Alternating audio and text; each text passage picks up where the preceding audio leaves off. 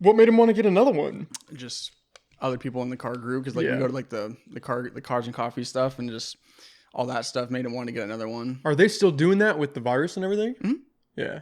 Yeah, we didn't do it for a while, like, because over in, like, we'd always meet at, like, the Broadway Cinema, and they didn't do it for a long time because of, like, all the rules. We weren't too sure how strict they were going to be about it, so we stopped it for probably a little over a month, and then probably just, I think, honestly, about a month ago is when we started it up again. We're just like, fuck it. Nothing, why not? Like, nobody's really, especially with everything else going on right now, like, I think a car meets, like, the last of their worries right now. Yeah. So it's not like we're doing anything wrong. So you just literally meet, like, it's just random people. Yeah. They just meet with whatever they have. And then, I mean, I take my truck there. It's like nothing super special compared to other people's cars, but like, it's whatever. Why not? You just show up and you just talk about each other's cars or whatever you want to talk about. Oh, that's pretty cool. Everybody wearing masks? No. Yeah. No. I saw the first person today working at a store that wasn't wearing a mask. And I was like, all right, I see you. The last time I was in Winco, actually, there was like no one, not no one, but like there was like two people. Like one lady didn't have one around her neck at all. And then like later on. The cashiers or customers? She was a customer, but like she was like on like the produce and stuff and didn't have like anything on. I was just like, okay, I see you, you're ballsy. And then people are tired of it. She don't care. And then like there's another lady that I saw first in the store. She had a mask, she had a bandana around her face, but then I started later in the store and she had it around her neck. And then like her kid didn't have one, but she was like an infant, so they don't need them anyway. But then like her boyfriend or whoever the guy was with her, like didn't have one on at all either. I'm just like, all right, well, whatever. I mean, I don't care, but yeah, it doesn't really bother me. It doesn't. I'm kind of over it now. I think it's just kind of stupid that like in the beginning they told us a mask doesn't do anything, don't waste your time, and now they're just making us wear it. I'm like, okay, well, why do we gotta wear it now? And you know, it makes no sense. Do you have to wear one for the county when you go out? No. Oh, that's cool. I mean, there was it kind of tripped some people out. Like there's a guy I work with, he's like, 55, 57, something like that, and he has like an elderly mom, and so he didn't like for the first like probably over a month and a half, he was like, once everything got serious, like once they hit about 25 cases in Humboldt, he just stopped coming in the morning. He just went straight to his dump truck and was doing whatever he wanted pretty much, and then just staying away from us. But I mean, we're in and out of the same equipment and everything. It was just like, if one of us have it, we all got it. We're around each other all the time. Like usually we're riding too deep in one of the pickup trucks. So it's just like, somebody's got it. I mean, it's definitely what he did. It definitely helped us prevent, more than anything. Like he's probably better off than the rest of us were because he distanced himself. But like he was like, once I think he got to probably like, between 50 and 60, he just came back and he's just like, yeah, this ain't that big of a deal. Yeah. And with all the new information out that it's not that deadly, it's just not what everybody thought it was going to be at the end of the day.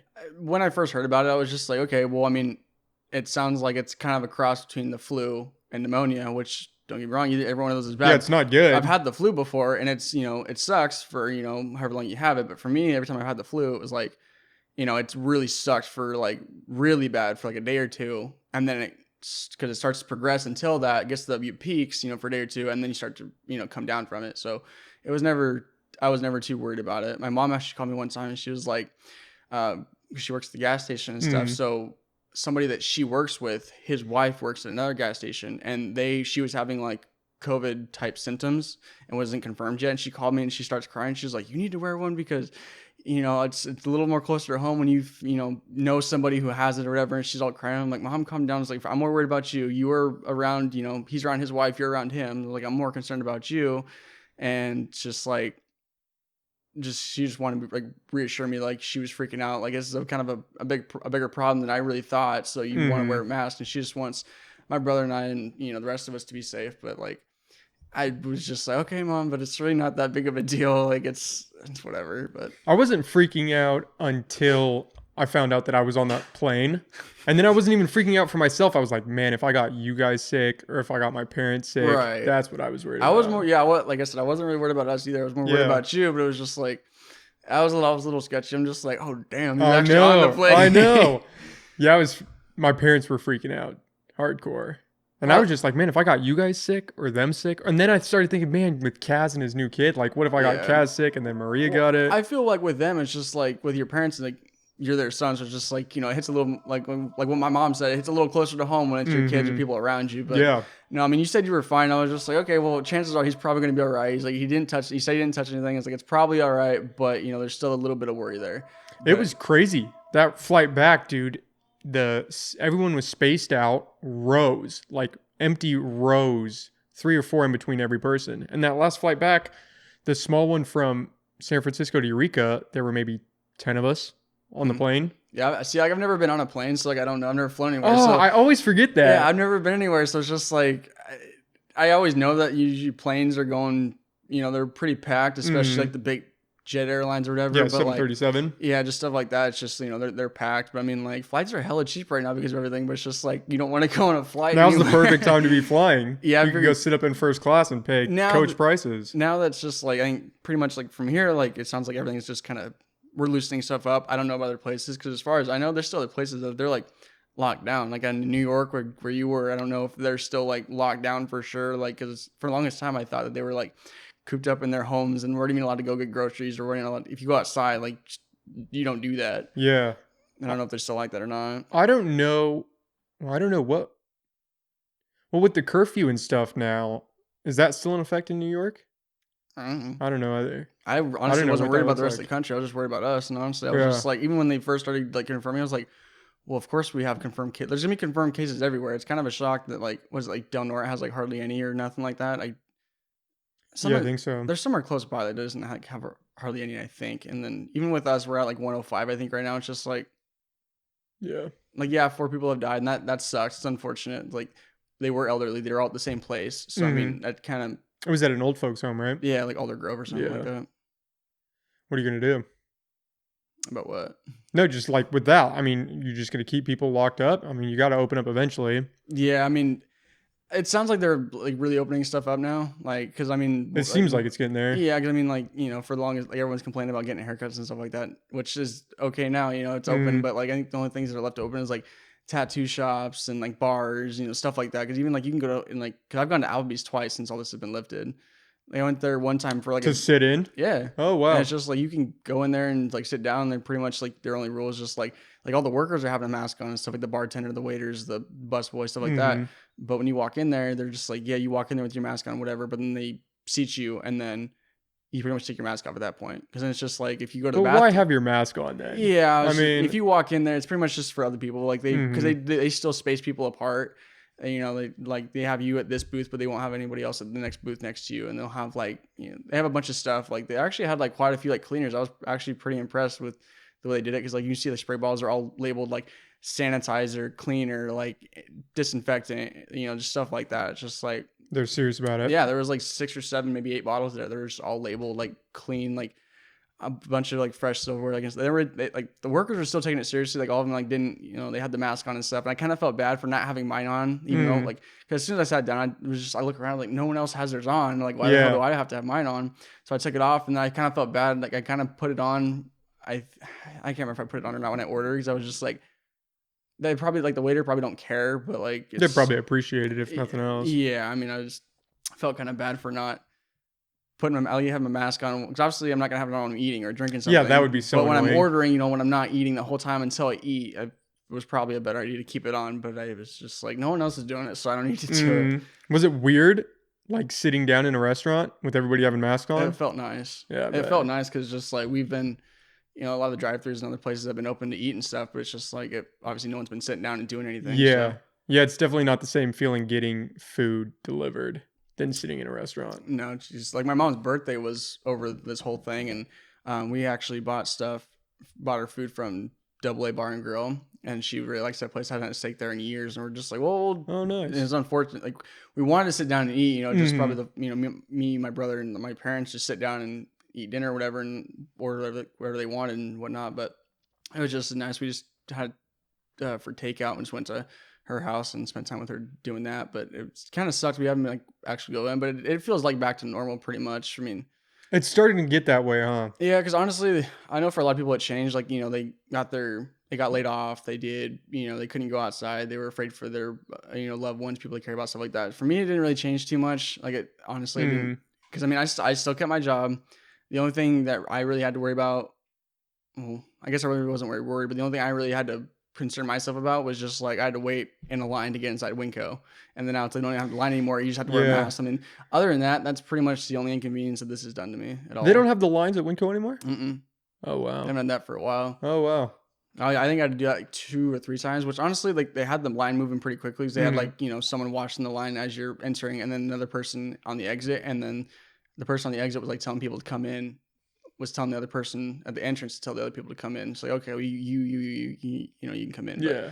everybody else, you know, had to wait. But like we were pretty much in line for like 10 minutes. It wasn't even that bad. Yeah, I don't think I ever waited that long to get in. It was never like super bad. Yeah. There were never like, I think at the max people I saw in line were like 10 at any given time. Like, it was never crazy. And they were telling people like, you know, 50 people or whatever. But I mean, like, there's 50 workers there. You know, that's not just, you know, 50 people entire, you know, the whole building. But it's just, it was actually nice when they had a line. Yeah, having everybody staggered out. Oh, yeah. And you go in there, you're just like, you don't have to crowd or anybody. You're not bumping into people. You know, there's not someone hauling ass around the corner in a grocery cart. It's just like, it was nice. Pretty cool. Yeah, I was actually a pretty quick shopping trip. And it was just like in and out. It was easy. Yeah. It was actually nice flying during all this. That was the most I've enjoyed flying. It was kind of sketchy because you had like this haunted feeling because there's like nobody in the airports, right? But it was so spread out that like you kind of just got to spread out when you got on the plane because there wasn't anybody next to you or in front of you or behind you. Yeah. I mean, like my work even gave me like a printout when they gave me a printout of like saying like, you know, I'm an essential worker. Like just in case you get pulled over on the way to work or whatever. Because like there for a while, like the shelter in place was like, it's like when it first came out, it seemed like they were gonna take it pretty seriously. So, you know, none of us really knew if we were gonna get pulled over for driving around just from going to our house to work or from wherever to wherever. It was just like, I just kept it. I still actually stopped my truck. It was just like, this is for Dustyn Punch for going to here. Essential, baby. Yeah, it was just like, it was like, it gave it to me. And I was like, well, I guess if I need it, I need it. But like, I don't think that's going to happen. Yeah, I don't know if they pulled people over around here, did they? Not that I haven't heard anything. But like I said, I don't think with the, you know, with the county, I don't think they really knew. So they were just kind of covering their own butt on that part, which I think, you know, it wasn't just us. There's like other people who did the same thing too. Like I think my brother, you know, at the tire shop, he got one. Jake down at the creamery, he got one too. So it was just, you know, for me, it's like I'm pretty secluded when I drive to work anyway. You know, like on the road at 6 a.m, just going from Eureka to Mac. So it was just pretty. Yeah. So I'm pretty by quiet. myself pretty much for the most part. But was there did the county shut down at all for like workers like you guys? Did they shut anybody down for like us, a week no. trying to figure it out? No. Us, no, since we deal with the public, but we're not like. You guys aren't. We're not like proximity. we're not like in the courthouse. You know, it's like when we talk to the public, like the closer we get to the public is like if we're doing something and someone comes out of their house and wants to talk to us about something, or if we're flagging and they roll down their window or whatever it is. You know, but that's pretty much the only time we really dealt with like the public, like really face to face. But like people in the courthouse, they did. As far as I know, they kind of did swing shifts, kind of like it's just like from. 6 to noon, these people work in the courthouse. And then from noon to 5 or noon to 6, these people work in the courthouse. So it's like pretty much they cut down your hours a little bit, but it was for everybody. Trying to spread people out. Yeah, trying to do that. So that's the approach I think they're going to take this fall with schools is do staggered classes. I know like Cutton and Ridgewood are thinking about that where they have, or maybe it's alternate days.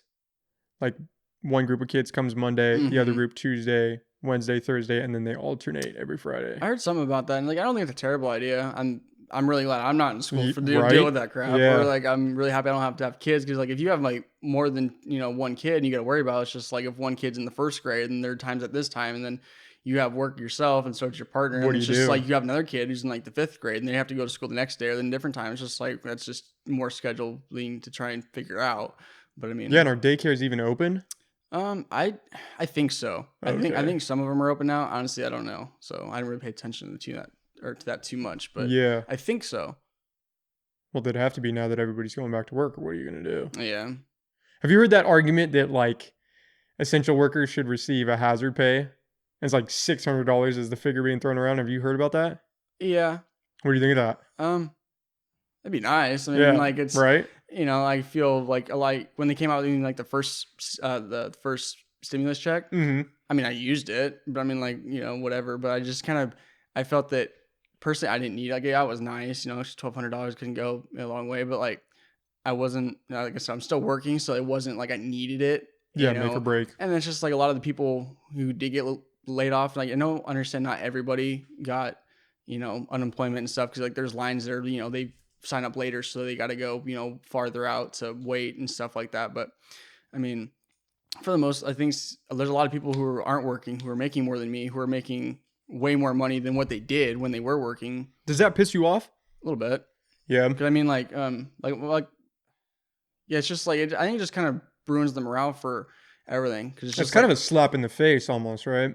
Not saying that like $600 should be the figure, but if people are making more money not working than people who are, that kind of bugs me. Like the biggest part is just like those people aren't going to want to go back to work if they're making that if they're making if they're making more money not working than they were. Why go back? Yeah, what makes you want to go back? Because like I know I mean, it's just like, in all honesty, like I understand. I don't agree with it, but I totally understand where they're coming from. Why would you want to make less money working if you can make more money not working and do whatever the hell you wanted? Yeah.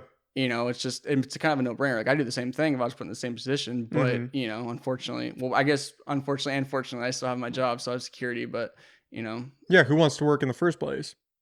Yeah, I mean, if you can spend time doing stuff with your friends or whatever and still have money coming in, like who's not going to sign up for that? Yeah, who doesn't have the, you know, if you're getting that, who has a problem with it? It's just like, I don't know how it's going to work, you know, because I don't know I don't know like the $1,200 from the stimulus checks. I don't know where the government came with all that money. I don't know where that's coming from. They must just be I don't know printing cash out there. And it's just like, what's that going to do? Yeah. You know, well, taxes are going to go up. Yeah, it's all going to go so far. It's got to come from someplace. Us in California, we're already screwed on taxes. So it's just like, especially up here in Northern California, like the rest of, like we punish for the rest of Southern California having a bunch of crap. So it's just like, we eat a bullet up here. Yeah, and then what? Are they going to raise housing prices to try to compensate for that? Or what is... And it sucks. Just like, it's already kind of, like, it's pretty ridiculous to live around here. Like, my place is actually pretty reasonable. It's actually, you know, I got a 2-bedroom apartment. And it's just like, it's like my rent's actually a very reasonable price compared to like other places. You know, it's just like, when we first were looking at an apartment, it was like anywhere around here, it was whether if it was Eureka, Arcata, McKinleyville, Fortuna, you know, it just... You'd be lucky to find an apartment for $1,000 a month that was a 2-bedroom that was decent, you know, nice. And ours is actually pretty like, we have a lot of stuff included into ours. We just pay rent and our PG&E bill. Everything else is included. So like, it's pretty hard to beat, and that's just because like the owner of our place is like, she's not really money hungry. Luckily, like everybody else around here pretty much is. It seems like. So it's just like when you have $1,000 a month for an apartment, that's not including your, you know, your PG&E bill, your water bill, your, you know, your gas and stuff like that. It's just like food and groceries. Yeah, it's just it's a lot more than just $1,000 a month to live in an apartment, but people pay that because people can get it, like, or like people ask that because they can get it, and people pay it because they need to live somewhere, you know. I know out in upstate New York where I was at, I was looking at apartments thinking I might go back this fall, which I think I'm going to be here now this fall. But looking back there, I mean, for studio apartments, it was like $1,200 a month. Yeah, isn't. I mean, that's stupid. A studio should be like maybe 500. I mean, maybe like I don't think a studio should be that much because you don't get that much in a studio. It's all one room. Dude, the only private room you get is a bathroom. I mean, the bathroom's like something you can stand up in. Like, I mean, it's not like anything super crazy nice. It's just ridiculous. $1,200. Well, it's like even houses around here. You know, like Sabrina and I watch a show called Fixer Upper. It takes place in like Texas. They're having houses that are like freaking, you know, over like close to 2,000 square feet, and you know, 3 or 4. Like their bedrooms and stuff, nice big yards and stuff like that, with everything, you know, pretty nice neighborhoods and everything. They're like $200,000 or less. You know, they're freaking cheap as hell. Yep. And I understand like they fix them up or whatever, yeah, but it's just like there's plenty of houses that are move-in ready. It's just they're way cheaper over there than it is here. Because like, you know, you look at stuff down. I mean, you look at a 3-bedroom house here, you're probably looking $300,000. Yeah, it's just like with my old coworker of mine. He moved to Washington when he retired. And he sold his house. It was a nice house, don't get me wrong. You know, family room, living room, big kitchen, like 2 or 3 bathrooms, or 2 or 3 bedrooms, and nice neighborhood and stuff. But like, it was like almost $400,000. He sold that thing for. It ain't worth that much. No, like it's worth like half that anywhere else. It's ridiculous how stupid. Yeah, houses if you look and stuff down south, man, you could get a mansion for $200,000 with like acreage, like 10 acres, and here that's going to get you 2-bedroom, 1 bath if you're lucky. Not that anyone needs as big of a house, but we looked just for, you know, shits and giggles. We looked online at, you know, houses and mansions and stuff, and it was like this. I think one we saw, it was in Texas, and it was like, I think it was $100 million or something like that. But I mean, this thing was huge. You know, it looked like no one needs a house that big. Yeah, it looked just like a palace. Had everything you could imagine there. It was just like, it had like, you know, it only had like 8 or 10 bathrooms or 8 or 10 bedrooms. But it had like only 8 or 10 bedrooms. Yeah, but it had like 21 bathrooms, dude. It was like insane. I'm just like, what the? No one needs that. Yeah, what are you gonna do with that? It's just like, and not so. And then just kind of comparison where it's just like anything like that would be like way more here. It's just kind of comparison of the two states and how different they are. And that's just those two states. That's not just comparing California to, say Illinois or, Ohio. Or even New York. Dude. Yeah. If you're in the city, you're going to find a studio for what, $2,000? If you're lucky. Shoebox? Yeah. Same thing with like San Fran. If you go to San Fran or even LA. San Fran's crazy like, too. Yeah, they can have some, like in San Francisco's like a lot of the city's pretty run down. Like it's pretty old. Oh God, you can see people taking a crap on the street. It's pretty like a lot of it's pretty run down, pretty old. Like it's vintage and historic. People like it. It's cool, but it's just like last time I stayed there, went to a Giants game. We stayed in like a hotel that was kind of, it looked nice on the outside or whatever. We got on the inside. It was like we got in and it was like as soon as you walk in the door, it was like a little tiny ass bathroom. And then you walk to the left and it was like 3 beds that were all twin sizes, a little mini fridge. The light didn't work, and it was like we found a toenail on the freaking ground. And then you walk in the right side, and as soon as you walk in the room, there's like another room with its own private door, but it had like bunk beds in there. It's just like, what is this? Yeah, and that's that's obviously a hotel, not an apartment, but it's just like you can kind of imagine it's going to be along the similar lines. That they're all going to be pretty old. Everything's just kind of they just like cast iron pipes and everything. Like it was super old school.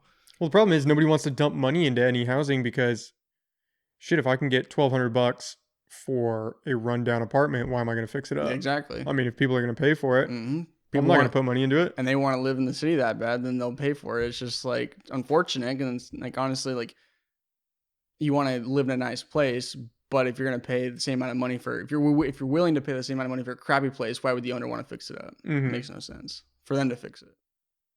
Yeah. Why not just run it until it runs into the ground and then build a new one and do the same thing? Which doesn't make sense. I mean, it's not. Yeah, I don't know, but people pay, which at the end of the day, that's all they care about, as long as they're making money off of it. I wonder if because of this and because so many jobs are might stay online, I wonder if people are going to move out of California because the housing is just so expensive. Like if I can work remotely and do the same job, I'd move to Georgia or I'd move somewhere where the housing's cheaper. It's just like if you can. Like, honestly, like I looked at, like it's based off that one show or whatever, but like I've looked at houses and stuff in Texas. I've looked at jobs. It was just like, I looked at a truck driving job and it was like $17.50 an hour, which is a couple dollars less when I make it now. But the extra $2 is going to go a lot farther over there than it is over here. It's like, for sure. It's crazy. Yeah. It'd be like making $30 here. I'm not too sure on the math about it. But it's just roughly, like it's come on. The $17 over there is I'm not sure what. Dollar. Yeah, I don't know what the equivalent is to that over here, but I'd imagine like that's probably okay, decent, over there, especially just starting out and pay. Like that's just pretty crazy that everything's just that different somewhere else in California than California. Well, even gas prices, even in California, gas prices. It's a joke, dude. It's a joke. My truck's like I filled up the other day and it was like on E. It took like almost $70 to fill it up, and that's just a 1,500. That's not a diesel. That's not a 2,500 or something like that. So you can definitely have a bigger tank, but it's just like it's for my truck. It's a decent sized truck, but I mean it's my gas bill is $200 a month. I do not miss that on average. Yeah, I mean even my little truck, like I had a V6, is like I was $200 a month too because the gas tank was smaller and my fuel economy was about the same. And driving from York to McKinley every day was just like draining my gas. It was like it's still about $200 a month in gas. What'd that S10 get? About 15, 16 in the city to maybe 19, 20 in the highway. Yeah, I think that's probably what my Ranger gets actually. Because my new GMC is just like that thing. On the thing it says the average is like 14.6, so it's a little bit worse. But I mean, like you're getting a whole lot more truck, and it's just like I'm still paying the same amount in gas, so it doesn't really affect me too much. How do you like the new truck? I like it. Yeah, it's nice. How'd you come down the street, man? It's cool. Yeah, I bought the truck. I wasn't really looking for something like that. I was more honestly looking for more something like my S10. It was just gave me a bunch of problems and stuff. I don't need a truck that big. Like I probably could get by without having a truck. It's just nice to when I need the bed, I don't have to call somebody or whatever. It's just I just like having my own truck. Yeah, once you have a truck bed, you really don't want to go back to a car. Yeah. Besides, if I went from my truck to like a sedan, I'd get like a WRX or like something sporty, like I said, like that'd be fun to just as hell. A Subaru would be cool, especially around here. I looked at like a Crosstrek. Like I was really considering a Crosstrek before I got my truck. It was just like it's not really a sedan, but it's got 4 doors. It's nice. It's got the hatch. Like it's got it's a little bit higher, so it's a little bit more off road. Not the Crosstrek is like a Jeep or anything like that, but like it's a little bit I just don't see myself driving like a Altima or something like that all the time. It's just like, Yeah, I don't think I could do it. can't get down with it really. Those cross tracks are nice, and you've got a lot of space in the back.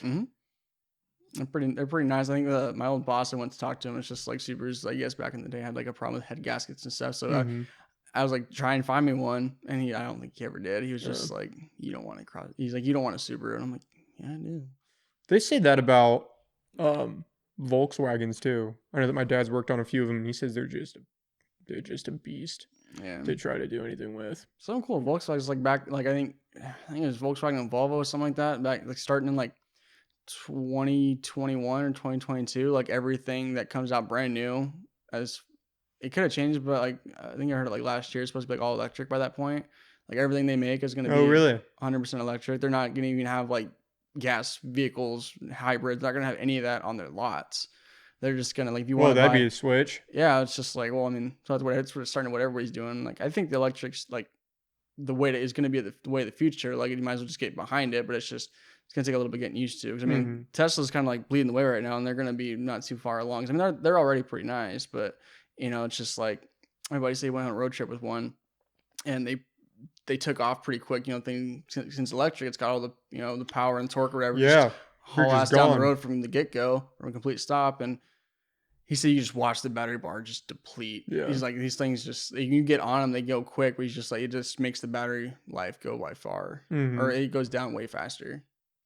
And the charging time is still pretty long, isn't it? It's like half an hour to get 80% or something like that. I don't think that's like terrible, but like it's definitely.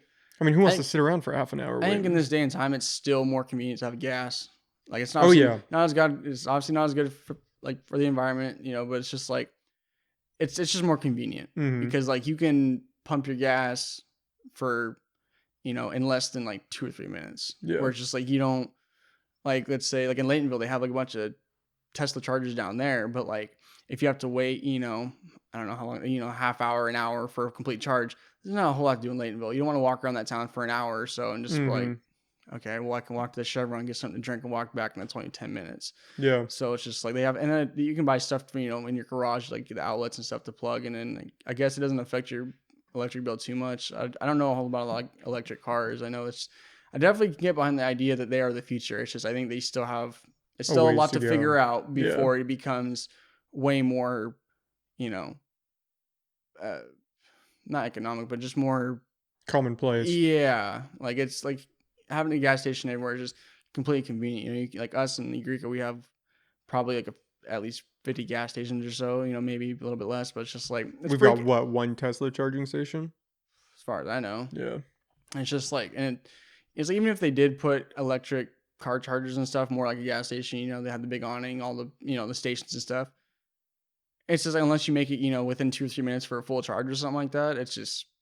To me, that's just not going to be worth it because until you can kind of match the like equivalent to how quick and easy the gas power is, it's just that's what's I think in my opinion is like the biggest setback that I can think of right now. It's just because I'm not opposed to electric at all. Like I think it's a really nice idea. I think it's way better for the environment, way nicer to do, but it's just they're pretty expensive too. Like a new Tesla's pretty expensive than just your average, Altima. The price isn't quite there yet. Yeah, but I mean, it's getting there. I mean, they're definitely making progress, and I think it's pretty sweet. It's pretty cool to watch. Like this day and age, you can watch all the like electric, but like the fundamentals and like all the how far they've come in such a short time. Because Tesla really hasn't been around that long. No, and for everything they've done so far, it's pretty cool. I'm still waiting to see what they do with those. I think people are discounting the hydrogen cars. Have you heard anything about those? I don't know a whole lot about how it works, but I know that you can get a better range with them. I know that the way you fill up is a lot like how you fill up now, but instead of a gas station, you have a hydrogen station, right? And so you're just pumping it into your car. It takes like 2 minutes, just like filling up with gas, but you can go farther. Like the way it burns or how they use it in the engine, like you can get more range out of that than you can like a Tesla. And that's just with the current state of it. And I don't think a lot of people are putting funding towards it because everyone's like electric right now, But I think that could be, a solid path. And I think it's just water. That's what it creates when you're burning it. or when you're doing whatever you're doing with it in the engine, right? Yeah, I think, like I said, electric's gonna be like the future, or whatever. But I just really hope that I don't see the day that they outlaw gasoline cars. I really hope there's always gonna be gasoline cars around, because just like, yeah, Tesla's cool, electric cars are cool and all that, but it's not gonna compare to like a '68 Camaro or a Oh Mustang. God, It's no. just You're not gonna get that feel. those electric cars kiss my ass at that point. There ain't no way in hell I'd rather drive one of those than a muscle car. There's nothing that, yeah, they probably go faster and stuff than a muscle car does, but they're just, the drive of it would be so much more fun in a muscle car to Mm-hmm. me than an electric car. So I really hope I don't see the day that those cars aren't allowed on the road anymore, and you can only see them in a museum, a garage, stuff like that, because Yeah. you already don't see a whole lot of muscle cars. Like, so it's really nice to still be able to see those and like see them drive and like hear them, feel the power and stuff they can make and sound like. But until, I really hope I don't see that day. Mm. The gas cars are like outlawed. Yeah, that mechanical feel is something you just can't recreate with a Tesla. No. I mean, especially if you have a manual.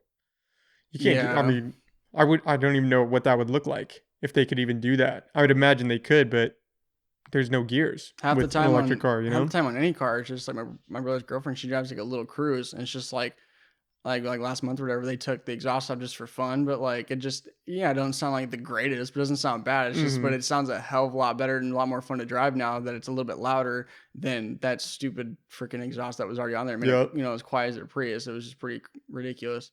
But I don't know. I think we might see it in our lifetime, man. I'm afraid I'm like, honestly, I'm kind of accepting the fact that it probably will. Yeah. That's just gonna really be disappointing. It's gonna be And I get it, I day. understand it. It's better for the planet and everything. Long term, it's definitely better. It's just not going to be as more fun. It's just not going to be as much fun. Because like, I'm a big NASCAR fan. It's just like, I'm just waiting. Yeah, for the what day. would that look like? I'm waiting for the day that they're going to be like, okay, well, we're not going to have gas. We're not, because like, I think they run ethanol is what they run in NASCAR. So it's just like, but you can definitely see like they've done a lot of steps in that sport to really try and make the carbon footprint smaller. Like putting.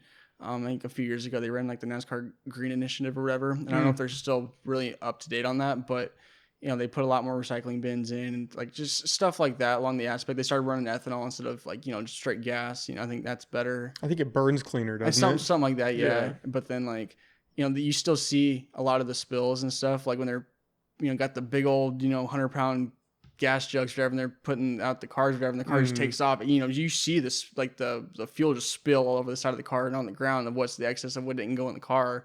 And, so I mean, it's not going to be as clean as, just plug it in for a little bit and you're good to go. But that's going to change that sport like drastically because I imagine it will one day go to all electric. I mean, you look at it, that sport in particular, just in a 50-year lifespan, it's changed crazy. Because back in the day, it was just like you take a Chevy Monte Carlo and straight off the lot, and you put a roll cage in, and you do all this other stuff, and you paint it, you put your stickers on, whatever, and you go racing. Nowadays, just like you take the stickers off, and that's all it is. It's like because they have like Camaros, Mustangs, Camrys right now in the Cup Series, but it's just like they all look the same. You take all the stickers off, take all the color off, they all look pretty much the same. They're all fiberglass, plastic bodies, or whatever, and it's just like it's all the same. I mean, they're gonna handle a little bit different and stuff because they have like certain specs and stuff that they want from the manufacturer, because it's still like a manufacturer stock car racing, but it's just like they're all pretty much the same now. Like back in the day, it was like you had way more variety of cars. You had every single car out there look different. And that's just not just NASCAR. It's just back in the day. And now it's just like a lot of the cars look the same. Yeah. But yeah, they'd have to be one of the first adopters, right? Especially if it's more efficient, they can get more power out of it and make it a little safer, maybe. And if they ever went to like all electric, then it's just like you really have to, because they can do a pit stop in 13 seconds between fueling up the car, changing all the tires. Takes not even 15 seconds to do it. Where it's just like you do that with electric, it's going to take, unless they figure it out, they're going to take a lot longer. And until that happens, I think that's the biggest drawback for NASCAR to do it probably at this point in time, is like it's just going to take a huge amount of chunk of time from the race to do stuff like that, because you're not going to get a full charge and a full battery that quick in 5 seconds. It ain't going to happen. Well, they have roadways. I think it might be in Germany actually, where as you're driving on it, it's generating electricity and charging the car. I think it's like a mile stretch that they implemented to test it out. But imagine if they did that on the NASCAR track, right? So then you don't even have to stop unless you need to replace tires. Yeah. It's just constantly charging. I'd be for sure like definitely way to go. And I know that like now like I think I remember in high school I did like a report or whatever about like electric cars or something, and I compared different cars, like the Prius, the Chevy Volt, the Chevy Bolt, like all like the Ford Fusion Eco, like all that kind of stuff. Compared a bunch of different cars and like how they did on battery and stuff. And like I think it was like the Volt stands out because it was just like it as you drove, as the wheels turned, it charged the battery. But it's just like if the it just didn't make, I forget because it's been a long time since I did that report, but it's just like I forget now. It's just like if the wheels constantly turn and it's generating energy for the car to use, why do you ever have to charge it? Maybe it's not enough. Maybe. I don't know. Yeah. Because I know like because I know you can get like a fully electric Volt and stuff, and they have hybrids and stuff still. But I mean, there's just still stuff to figure out about electric that needs. They will figure it out. It's just a matter of time. It could happen tomorrow. It's just they're close. Yeah, I mean they've had this kind of technology for a long time. And just I don't think anyone's ever really done with it. Because I mean, you can look at projects back in the 70s where like they tried to create like when the gas crisis hit, they really tried to figure out electric back then, and then it just then the gas kind of came back out of its thing, and it was just way more convenient. I think people just abandoned their electric thing, and, like their whole freaking process and projects. They just abandoned. They're just like, screw it. I wonder where we'd be without Musk and Tesla pushing it, because Tesla almost didn't happen. The two guys that created it, if Musk hadn't stepped up, who knows where it would be now? Wouldn't be anything probably. Yeah, I mean we'd probably still be the same. Because I mean, you were thinking about like, electric hasn't been that long. Like, I mean, the first Prius, I don't know if that's the first production car that's like hybrid. It was the first big one. Whatever, I think that's the first big one. Yeah, I think, and that I mean they started that back in like probably like 02, 03. But it never really caught on. Yeah, it wasn't until probably like 10 years ago, like maybe 12, 13 years ago that it really started to catch on, and then it really caught fire probably within the last 10 years. That people are just like, electric's like the future, the way to go, like that kind of stuff. But yeah, I don't know. I don't know what that would look like, especially for NASCAR. But it's interesting to think. But do you think it'd be as popular if it wasn't as mechanical as it is now? I mean, if it went all electric, and you're not hearing the loud engines, and you're not really in it, you're just watching these cars silently whiz by. I'd probably say no. Yeah. That's part of it. Like a lot of people are just like, "Oh, NASCAR's stupid at stuff." Like I understand where they're coming from. When you're watching on TV, it can get pretty boring. You just watch them go round and round in a circle. But I've been to lots of races, countless races at the track here, Redwood Acres. Countless. It's awesome. You just go there and you just you hear them. They're nice. Like it's just you feel the ground shake when they drive by. It's freaking awesome. You can't beat it. And it's like going to like a NASCAR event. It's the same thing. It's just on a grander scale. It's just like it's awesome. You just feel the power that they make, and like even like when the Air Force, they have the planes and stuff that fly overhead, like that just rattles the ground. I mean that's insane, but it's like the smell of the fuel, the smell of the tires, like it's really fun to just be in the atmosphere. So I don't think if it was electric that as many people would watch it, but maybe I don't know. It might be more entertaining because like if you go like because they probably go faster. That's true. But I mean, on certain tracks they're doing 200 miles an hour. Not every track, but on certain tracks like Daytona and Talladega, they're doing 200 miles an hour the whole time. Like they don't have to hit their brakes unless they are coming, into a pit road or if they're gonna see a wreck or something. Because like that road, that track is just they're so big and they're so wide. It's just you just hold it down the whole time. It's full throttle. So on tracks like that, electric would be. I think that would be a really big setback for electric just because like you are using a lot of energy and so you'd really deplete really fast at this point. I mean it could be at least with the batteries who knows in 10 years it could be fully electric. I mean I don't know, but it's just only time will tell. Do you like NASCAR more than F1? Yeah, I never got into like other types of racing. I grew up watching NASCAR. My family did. My aunt would take care of us for daycare and she'd always have it on Sundays and stuff. And so we'd always watch it, and we grew up watching them. They're just fun to like, as a kid, it's cool because like their cars, it's like your little Hot Wheels are like racing in real life on TV. Yeah. All the bright colors and stuff, like all the crashes and stuff. It's really fun. It was fun to watch as a kid, and just kind of grew into something more as an adult. I never got out of, but I mean, I don't ever plan on getting out of it. I might one day, just whatever. But yeah, why not? It's just like watching football. Yeah. I mean, I mean, I totally understand when people don't like watching it. Like, I don't get me wrong, I Yeah. fully understand people don't like it, but it's just like for me, I just don't feel that way. Yeah. I can do it if I'm there watching it in person, then like I'm a little more into it, but watching it on TV, I'm just like, I was really looking forward to it because we were supposed to go to a race down in Sonoma. It's a road course, and do the right and left turns and stuff. But it's just like are they open? they're not. The race got canceled. Well, at first like it was just like, oh, they got postponed, and then they just canceled it. So I'm still waiting on the money to get refunded to me.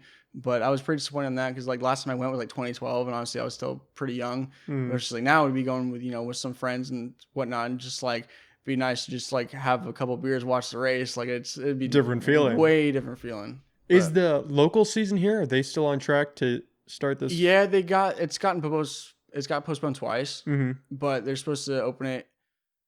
I think I'm not sure what the date is, but you look on their website and Facebook or whatever, it'll like say it's supposed to be like for like the Firecracker 100 or something like that, which is usually like the July for the like the 4th of July race. They're supposed to be open, and I really hope they stick to it because that's always a fun race to watch. But it may get canceled because of all this, but I'm not too sure yet. I mean, they are planning on opening. It's just a matter of when.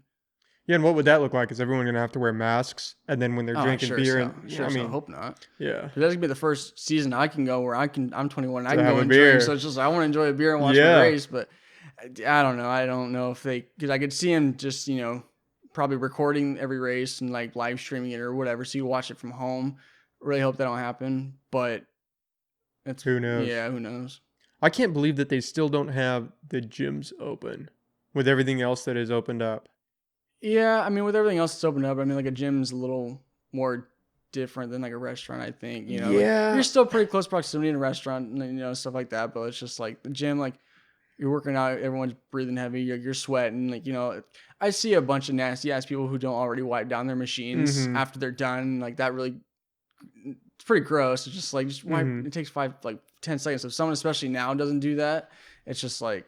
Compounded. Yeah, it's just it can only that might spread it more. So I mean, I can understand why the gyms aren't open. I mean, I'm ever since the option of the gym hasn't been there, I'd really like to go to the gym, right? But even when it was open, I was like the first to admit like I didn't go as much as I should have or as much as I wanted to. But now that it's not even an option anymore, it's like people really want to go. Yeah. But I think once the gyms even open back up, it's just going to be like probably around the first of the year where like everyone makes a resolution to work out more. Then it'll last a week or two.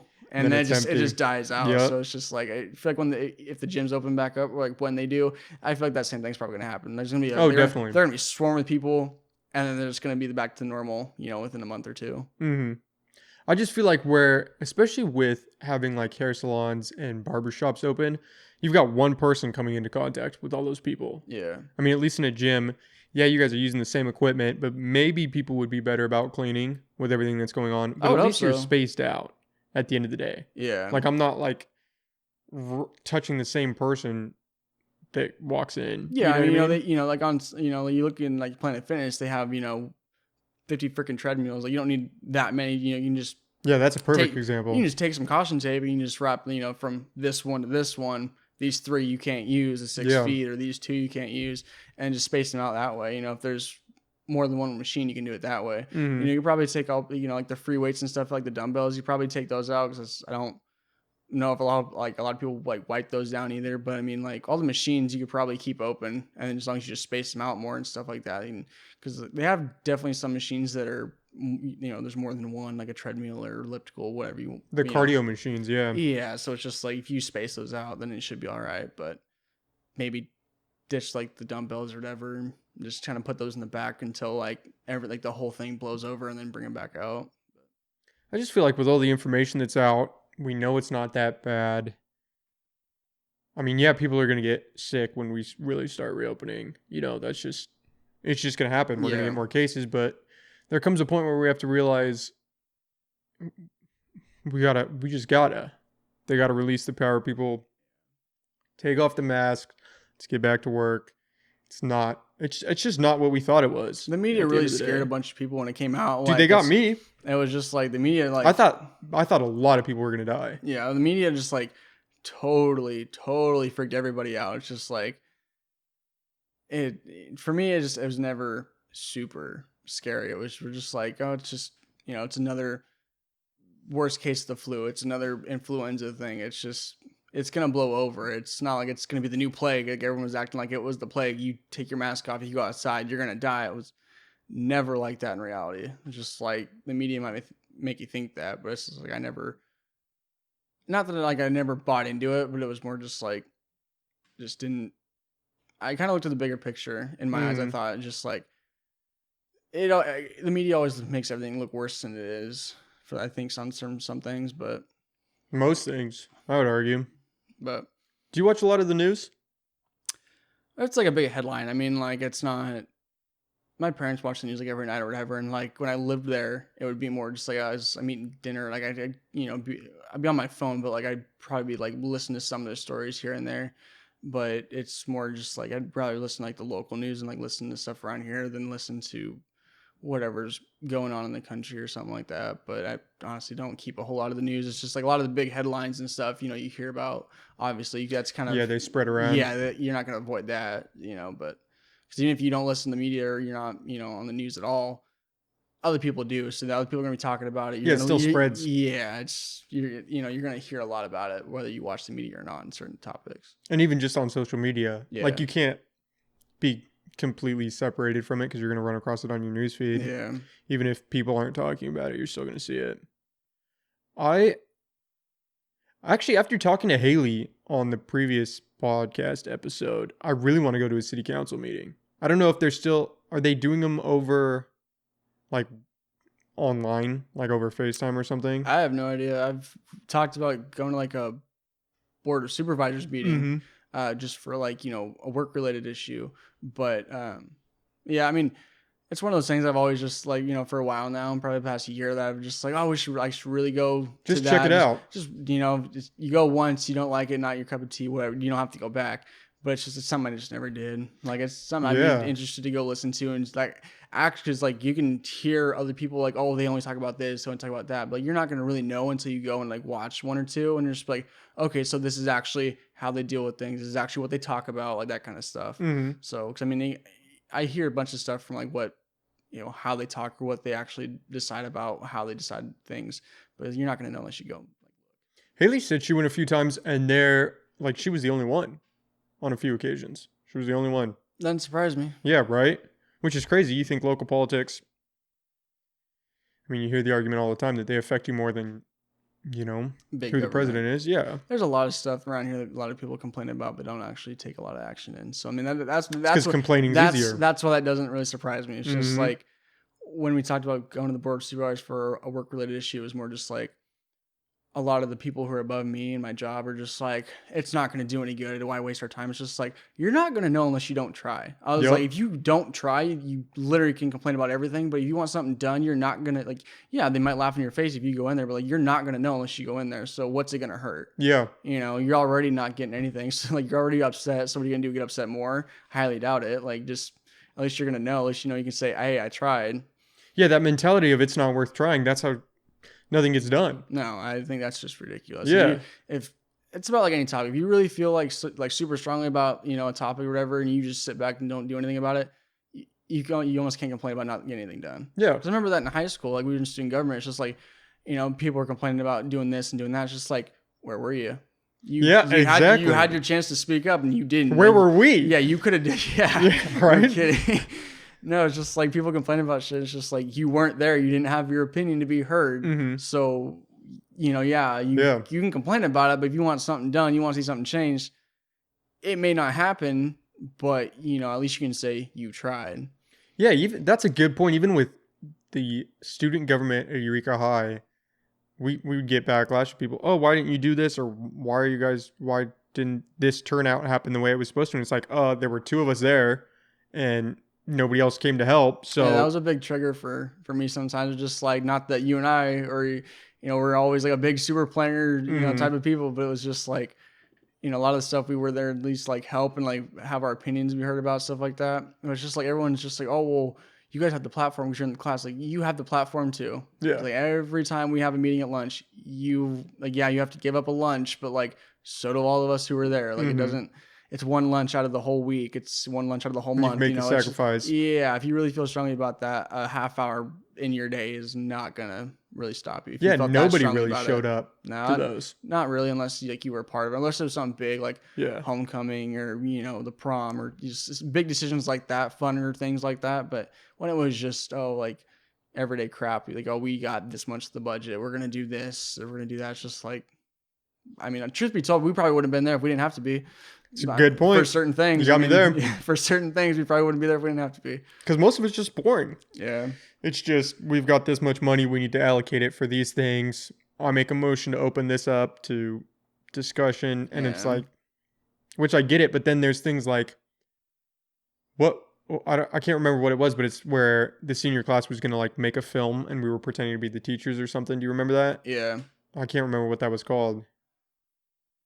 Some I don't know. fun senior thing we were gonna do. Yeah, it was gonna be something that like you were supposed to like act it out at first, but then like people had issues with it acting on stage and stuff. Like school had issues with it, so like we were gonna like year. videotape it, get it approved and stuff. But like I remember one time doing that after school, and it was like me and like 3 other people showed up. And like I was supposed to play Grant, so I was supposed to have a bike, and I was under the impression that someone else was supposed to bring a bike, and I didn't have a bike, and we're just like, "What are we doing? Like we're supposed to play Grant, what's happening? A bike, and we don't have a bicycle." It was just kind of ridiculous, and it's just a lot of stuff like that was just pretty flaky. And I feel like that's, again, that's high school. It doesn't mean anything, but if you're that way, then you're gonna. How are you now? How are you gonna do that now? Like, how are you not gonna be that later?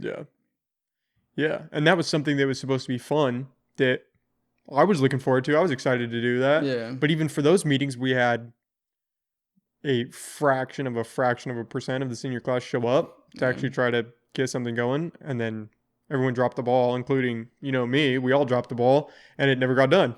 Yeah. I mean, that's just, and, it's high school. It was all supposed to be fun. It wasn't, it's looking back, like back then it was kind of just like, what the hell, But looking back on it, it's just like, yeah, whatever. Potatoes. It's no big deal. That was high school. Who gives a crap? Yeah. But what was the work thing that you guys want to go to the board of supervisors for? Can you talk about that? Yeah. I mean, it was just like we had it was like a wage thing, and we actually had our union rep come and talk to us about it and stuff. And because a lot of there's quite a few people who don't think our union is like the greatest and stuff like that. And I don't really know. I don't. Like the union, they represent all of us. For the county, all the county workers? Yeah. Like because you can be in it or you can not be in it. Like me, I'm not in it. But and the biggest reason I'm not in it is just because like if you're going to be in the union, you got to pay a union due. Mm-hmm. So it's like $50 for a paycheck or $50 a month. So I'm like, that's not too bad, but it's just like, I didn't join when I first got in there. And, I mean, I can go join whenever I want. But he kind of explained, he explained to us just like, look, if you, like, I can't do everything. He's like, if you want some help with whatever issues you guys are having for us, like, it was a wage.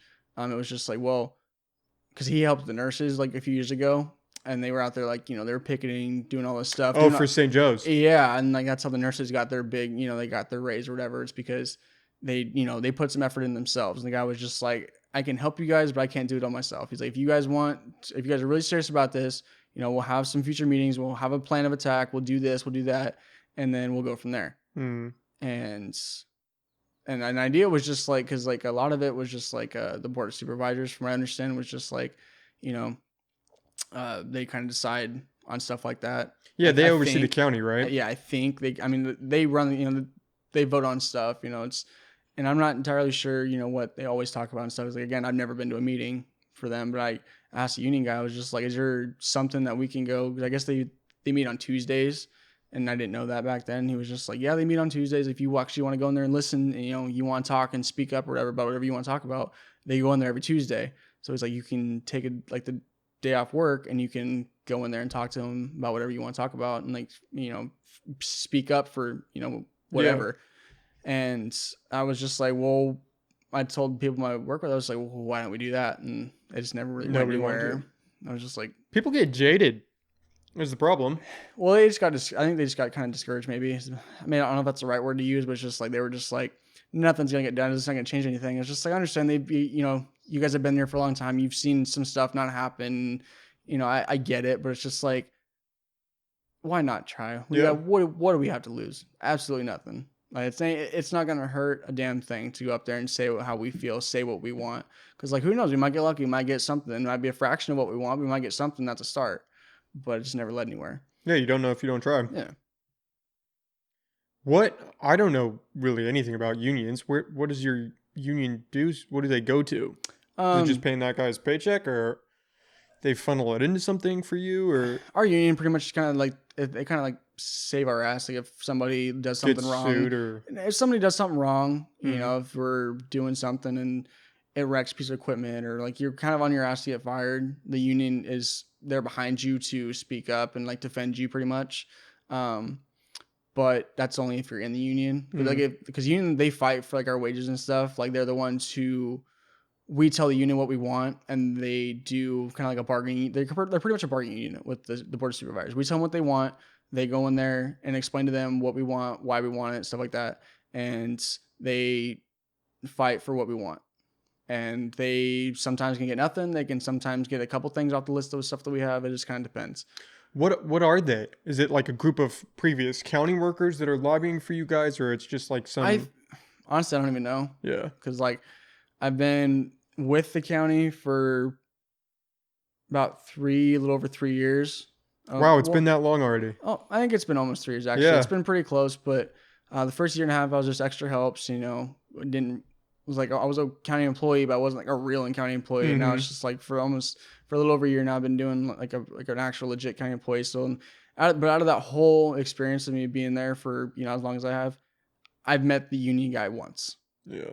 And we haven't heard back from him. As far as I know, we haven't heard back from him since that happened. That was a few months ago.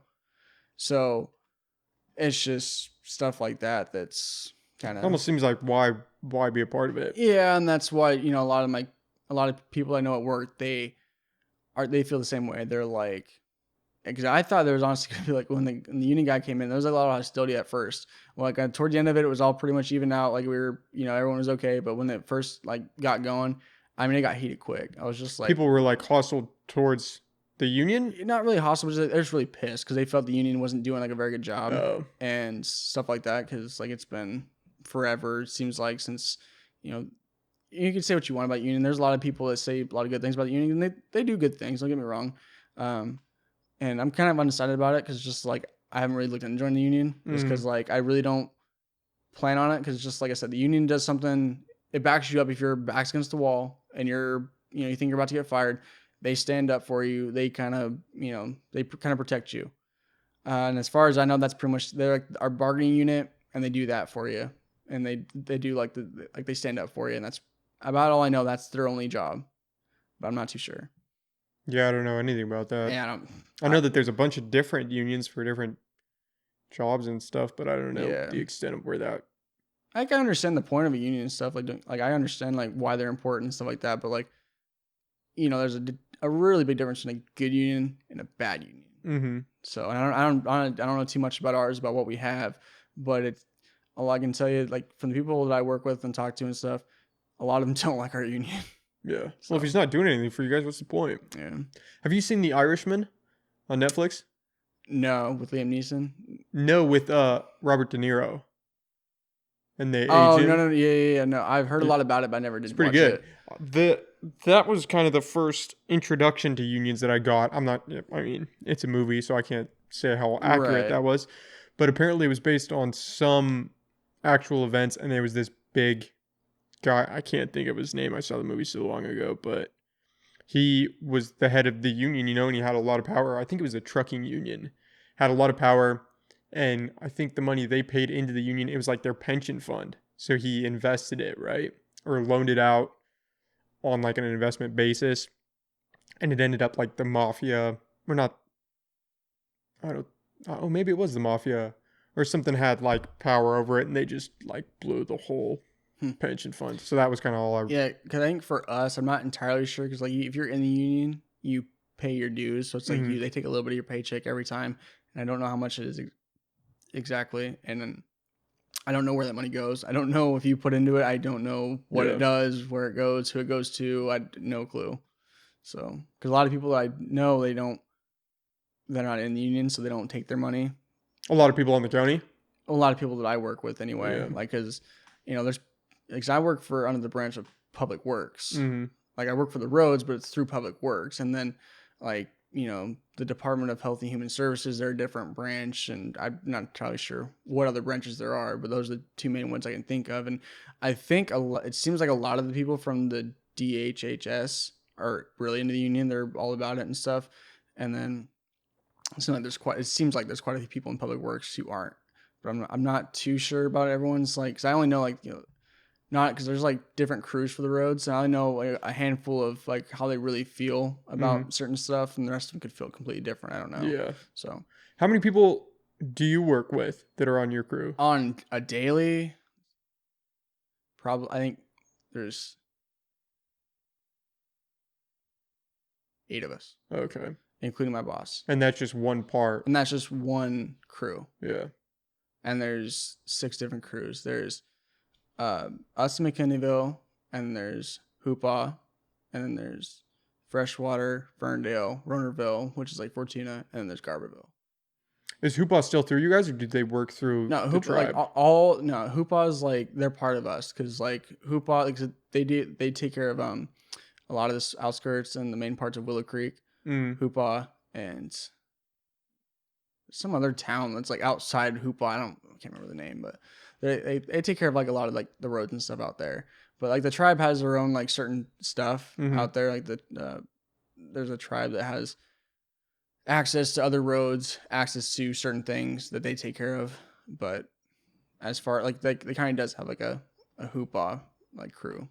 Do you have a certain jurisdiction, or do you get sent wherever they? There's certain jurisdictions, yeah. Like for us in McKinneyville, we take care of, like, since McKinneyville isn't really like a city, it's like just a town. Pretty much all the roads there are county, and then we take care of all of the Arcata Bottoms, which is a lot of it's just like farming land and just ranches, stuff like that. And then we go all the way up in the hills to, like, Maple Creek, Snow Camp, stuff like that. Oh, wow. And then we have all of Oric also. And then we even go past Oric, and we actually meet that's where we meet Hoopaw's territory is up on Bald Hills, and that's when it goes down to their area. Oh, wow. And it's just like out on Maple Creek, we meet Freshwater's area. We're on a road called Butler Valley, and that's where theirs takes off. And it's just it's everybody's branches meet together. Like, actually, part of Freshwater, there's a road on Neelan that just goes all the way out to the backside of the mountain, and the backside of the mountain is where they meet Runnervilles, and that's actually goes to Route 30 or the Highway 36. Okay. So I mean, it's all, like, we're all connected at some point. It's just there's certain cutoff points that we take care of, and there's certain cutoff points that the other crews take care of. Like, we can help each other out. Like this week we did some paving on Scenic Drive over in Trinidad, or by Trinidad, and the Hoopaw crew came in. Pretty much their whole crew came in and helped us out. A couple guys from Freshwater came in and helped us out. Like, we can help each other stuff on big projects, but on day-to-day basis, we're by ourselves. Yeah. Like, our crew takes care of our area. Yeah. And we have a big area, and Freshwater has a big area.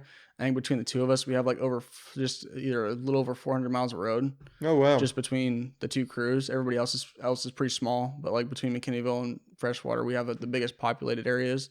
I think Freshwater definitely has the most population because they take care of, because, like, the town of Eureka, like the city of Eureka takes care of all that. But, like, when it comes to, like, Myrtletown, Cutton, Humboldt Hill, Fields Landing, King Salmon, out in Lolita, all that's the Freshwater area. Like, it's a pretty big area to to try and take care of. Yeah. And a lot of it's pretty popular. Like Cutton, there's obviously people here. It's not just, woods and dirt roads. Yeah, you're not out in the middle of nowhere. Yeah, it's like where there's, like, a lot of places in Hoopaw and, even, like, Ronerville and Ferndale. It's just like they're out in the sticks. There's, like, there's roads you might get, like, 2 cars a day that are county roads, where it's just like McKinneyville and Freshwater, you have the 2 main roads, like the 2 busiest roads around between those 2 crews. Like, for us, it's Central Avenue. That's like the county owned road that gets the most traffic out of the whole county.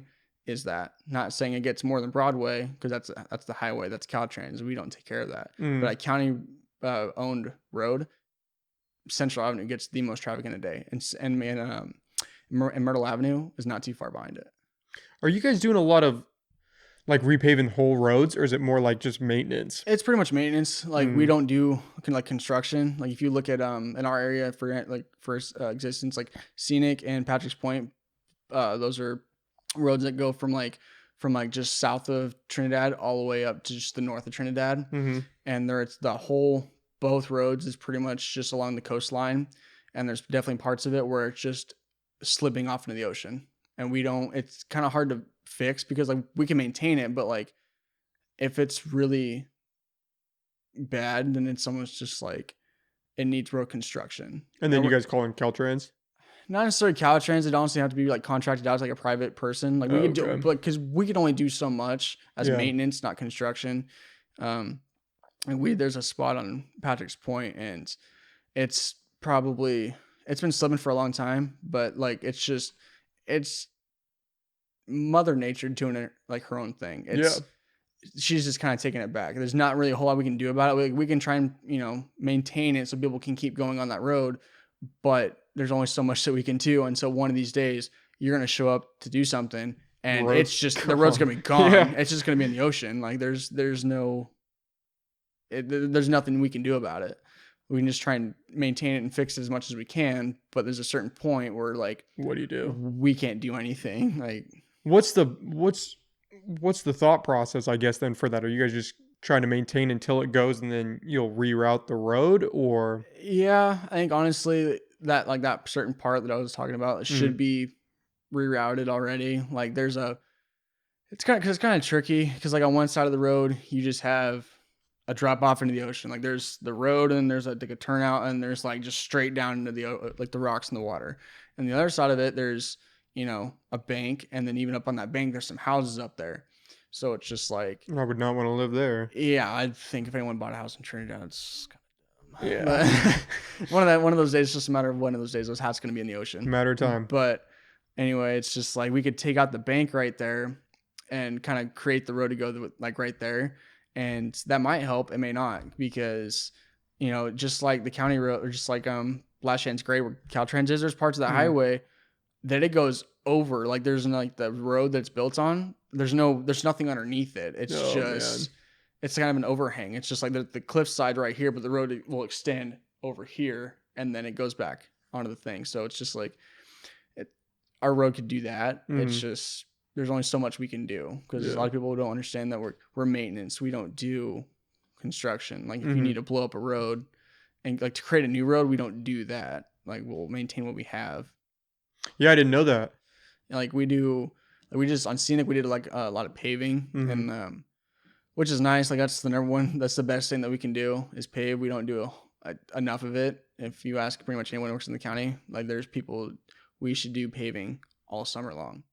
Is it just not enough money? It's not enough money. There's not enough crews. I guess back in the day, there was a lot more crews. Like I said, there's only 6 of us throughout the county. There used to be way more, and there used to be a lot more people on each crew. Like there used to be like a dozen or so guys on each crew. From stories that I've heard, there's been, anywhere between like a dozen or more people on each crew. And so when you got more guys and you have more crews to take care of different areas, like when you have a smaller area, it's easier to maintain. When you have a smaller crew in a big area, it's a lot harder to maintain. So, and the money's a big issue too. When you don't get a lot of money, you can't do a whole lot of projects and stuff. So, and the money seems to fluctuate throughout the county. Like we have, I was working with Freshwater just a couple of days ago, and they were told they were given 64 loads, I believe it was, of AC to lay out in their area, and then that got knocked down to 12. Wow. And then that's a big drop. And then it got bumped up to 30. Like within minutes. That's how like fast thing changes with the county. It's pretty ridiculous. Is it just a mismanagement of funds, or I don't know. I really don't know. It's a lot of stuff, and like to drop from 64 to 12 and then go back to 30 is it's kind of mind-boggling. It's pretty crazy how stuff kind of gets how the county's ran, honestly. Don't fire me. I don't know. This is just speculation. I'm not actually saying this. It's just kind of stuff like that where it seems pretty mishandled in some things. In all honesty, and a lot of people, they'll take it out on us because we're the ones that are. You guys are the middlemen. We're on the front line, like front lines, but we're the ones that are doing stuff. Yep. We're the ones the public sees. They don't see the public. They don't see the supervisors doing whatever. They see us either doing something or doing nothing. And because like in public's mind, even if we're sitting there taking lunch or whatever, they could drive by and think that, oh, there's our tax dollars at work. We're not doing anything. Off. And in real time, we're just taking lunch. Yeah. And I'll give them this. There's a lot of stuff that like, there's a lot of times that like we have to wait for certain things. Like when we were paving on Scenic, it's just like we had trucks coming in and out, but like when all the trucks are leaving the area to go to the plant to get more mix, more asphalt, so we can keep going, that's pretty much an opportunity. There's nothing for us to do. Yeah, you got to wait. Yeah, so you got to wait there for 10, 15 minutes. So as traffic's going through and they see us talking, doing whatever, that's exactly what they see. They see us talking, hanging out, doing like, oh, like, we're paying for them to just, hang out and chill. And it's just like, it's really not the case. Like there's just really some projects that we literally have to wait. First, there's a process you have to go through. And if there's a step that's missing out of the process, it just stops until that step is put back into place. Yeah, you think that people would go after the board of supervisors, if anything. I mean, I've told people that, like when people are just like, because I've had more, like when you go out and Paulo Patch a road, that's literally just, it looks like it's been bombed. You can drive down a road and it's just crater after crater after crater. And it's just like, we're out there with, our mix, which is essentially oil and rock. And it sticks together for only a certain amount of time. And when it rains and people keep hitting the same hole over and over, it blows out. We got to go back again. It's way nicer and way easier for us to go out and pave. And a lot of people don't understand is that we'd love to do it. We don't like going back to the same road every 3 weeks and pothole patch the same road, the same hole. Mm-hmm. It's a lot easier to spend the time, spend the money, spend the manpower, sit there and pave it and maintain it that way. It's so much easier. We don't have to go back and pothole patch it. The public loves it because it's way nicer and smoother to drive on, and it's just nicer. But the money isn't always there. How long does a paved road last? Just depends how long. It kind of depends how long you maintain it and stuff. Because I mean, there's certain roads that have lasted, decades. But there's also like if you do it right, when you do, like even though like, I work on the roads and like I'm still pretty new in the eyes, like of everyone else who's compared to my crew. Mm-hmm. So it's just like I think ideally when you do a road, you want to ditch it, you want to mow it, you want to do everything right, and then you want to pave it, and then you come back and layer it with like a chip seal, and that's like just a rock layer that just kind of adds extra protectant. But then you have to like allow the pavement, the asphalt, to cure for a certain amount of time, which is like typically about a year from what I understand, and then you lay down the chip seal, and then it's good to go. But if you don't have a good drainage on the road, like your road ain't gonna last that long. Well, shit, look at 299. I mean, 299 blows out. They always all the time. Yeah, they always have stuff like that. But Caltrans has a lot more money, a lot more funding, a lot more manpower to sit there and do stuff like that. Mm-hmm. And they also have a lot more like, because they have more money, it's not always them doing the work. Like a lot of times they'll have like contractor do it, and which makes sense, because contractors can get pretty upset that when we do a bunch of paving because it's taking the money, it's taking their jobs away from them. And to a certain point, we can do like if we wanted to like say, let's just say Broadway, and it's not our road, but I'm just using that as an example because everybody knows it. Mm-hmm. If you wanted to redo that and the county owned it, that's something that's way too big for us. That's something that has to be contracted out, and they can do it. We do because like obviously, like I said, that's not our road, but the county can do. There's only so much that we can do because we are so small and because we are so limited to amount of money. Then there's just certain things that we just can't do. Yeah. But it like the paving is a lot better to do, and we'd love to do it more. It's just not always there. And where's the money? With 6 crews, we all share one paver. And truth be told, you guys only have one? We have one, and we all of us have to share it. So whenever, say if Garberville wants to share it, or if Garberville wants to use it, it has to be shuttled all the way there. Or if they have to use it, but Hoopaw wants to use it, it's pretty much just kind of it's kind of like a sign out sheet. Who signs it out first is who's going to get it. And it's pretty sad because just like at least it'd be way a lot nicer. Obviously we don't have the money, but like, it'd be really nice if every crew had their own. But if we had 2, because if you think about it, it's like Freshwater, us, McKinneyville, and then you have Hoopaw. we're called like the northern crews, and then like the southern is like Ferndale, Ronerville, Garberville. So even if like you had like 2 pavers, one for each, like I guess section you could call them, that'd be a lot nicer Yeah, too. probably help out a lot. And like the paver we have is just like it's made to do like driveways. I mean, it's not very big. You look at the paver we have and you look at the paver that Caltrans has, ours is a joke. Ours could fit inside their paver. Like theirs is a monster. This is a real paver. That's what you use to do highways, real roads. We have a crappy one. Ours is just like it's so small and tiny. It's like it's made to pay driveways and stuff. Like What size roads are you guys doing then? When you're actually going to pave it? just average size roads. Just like How long of a stretch though? it could just kind of depends how like ours is. We're doing on scenic. I'm not entirely sure how far we're going with it, but we did 20 loads. Actually, we did over 20 loads yesterday. And on Monday, we're going to go back there and tie it up.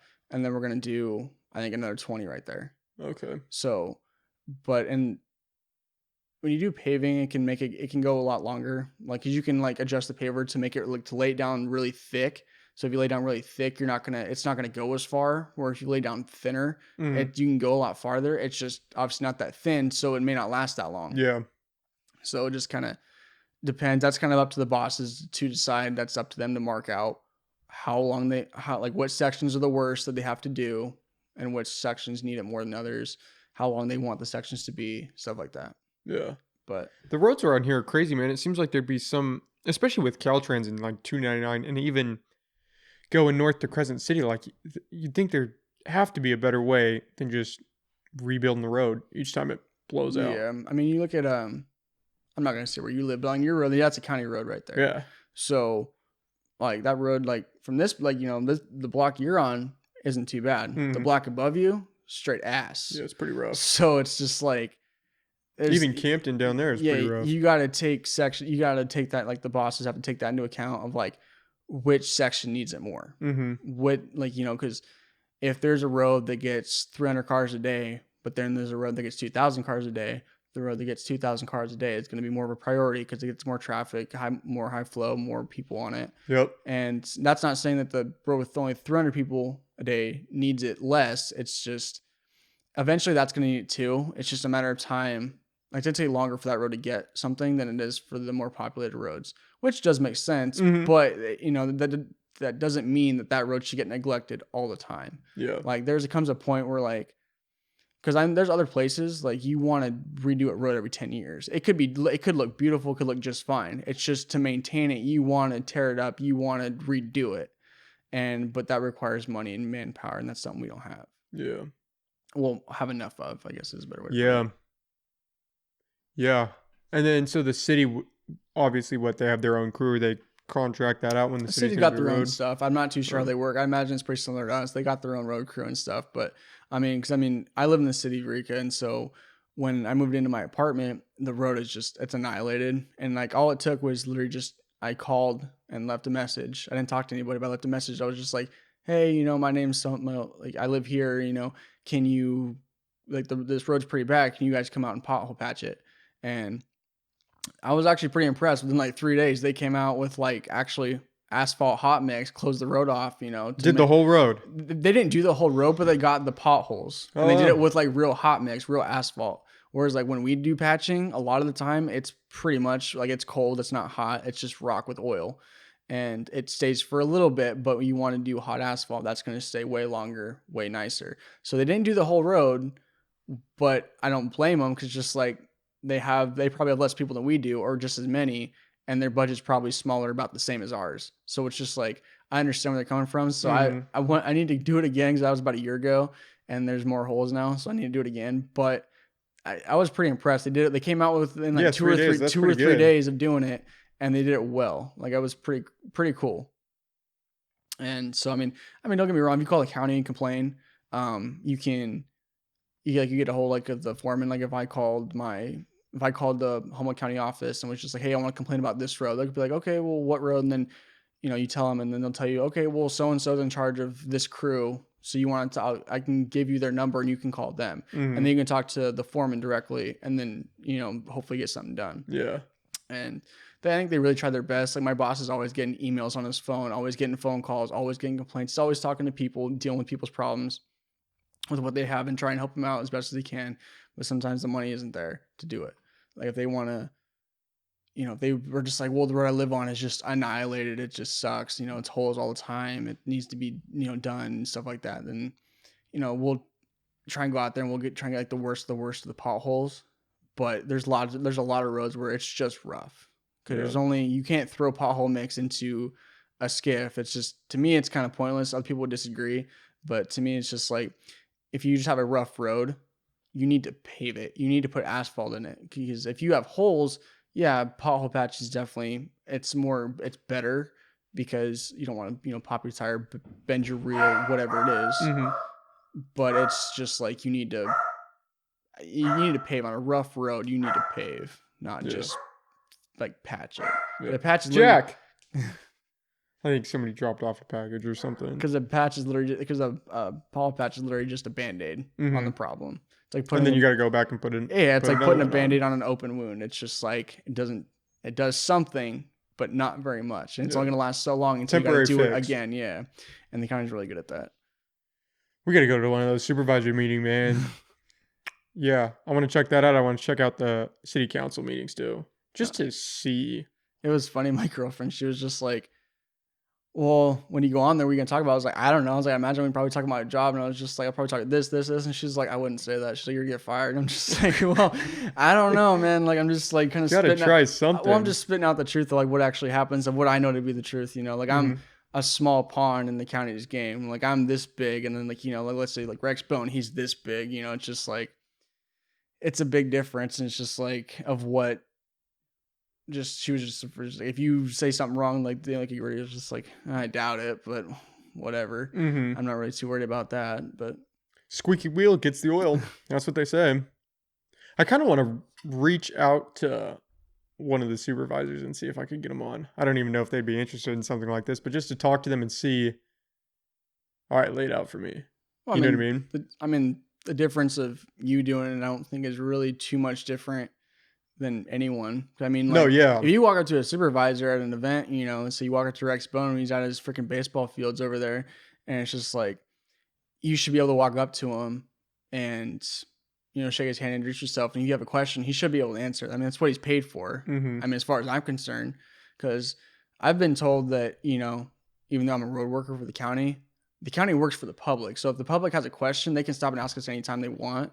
And we'll try our best to answer when they ask. I mean, obviously, if they want to ask a question in the middle of a pave job, pretty inappropriate. You got to get out of here. You can't, like, we're busy. You can't do this. Yeah. But, it shouldn't be a problem. Like, if we're flagging someone that they ask us a question or whatever, it's usually not a problem for us to tell them what we can tell them, what we know.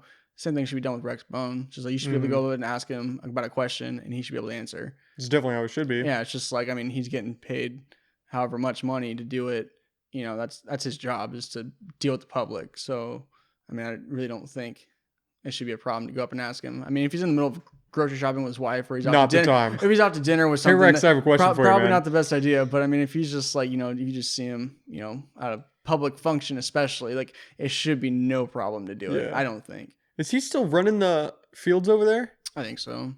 Does he own the land? Like, I don't know. I think he owns the field. I'm not too sure. Honestly, I've never met the guy. I've never talked to him. He's the only person I could name that's on the board of supervisors. Me too. I think it's because he's the most popular. Like, he's like definitely. He's definitely got the biggest social media presence too. Yeah, I think so. And it's just some of the county employees and him, like I don't know if it's mutual, but like a lot of county employees that I know don't really care for Rex Bone, just because he's.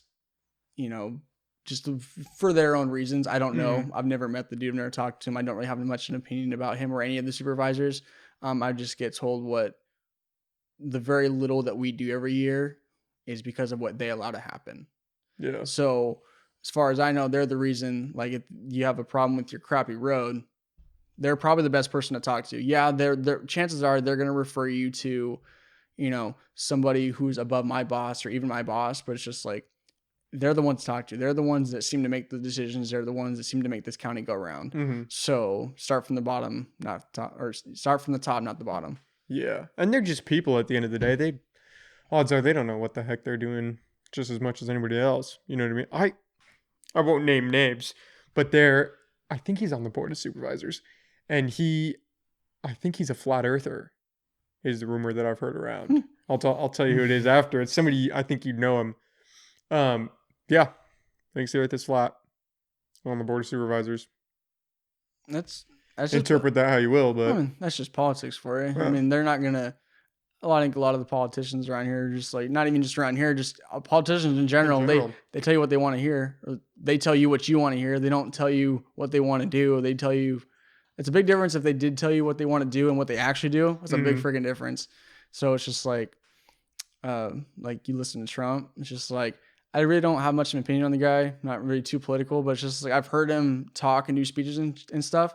It's awful. He does awful freaking. It's pretty rough. It's pretty insane. He's just like, we're the greatest country because of just ever. I'm just like, we just are. Dude, you just that's rough. Just yeah. So like I said, I'm not too political. I don't know much about the guy, and like I don't have a whole lot of opinions about that. But it's just like, I just use him as an example. But I mean, it's just a class of. I think there's a lot of people who are just like him. He's just like, I think it's just a lot of people. He's just like, they're selling a product. Yeah, and it's themselves. Yeah.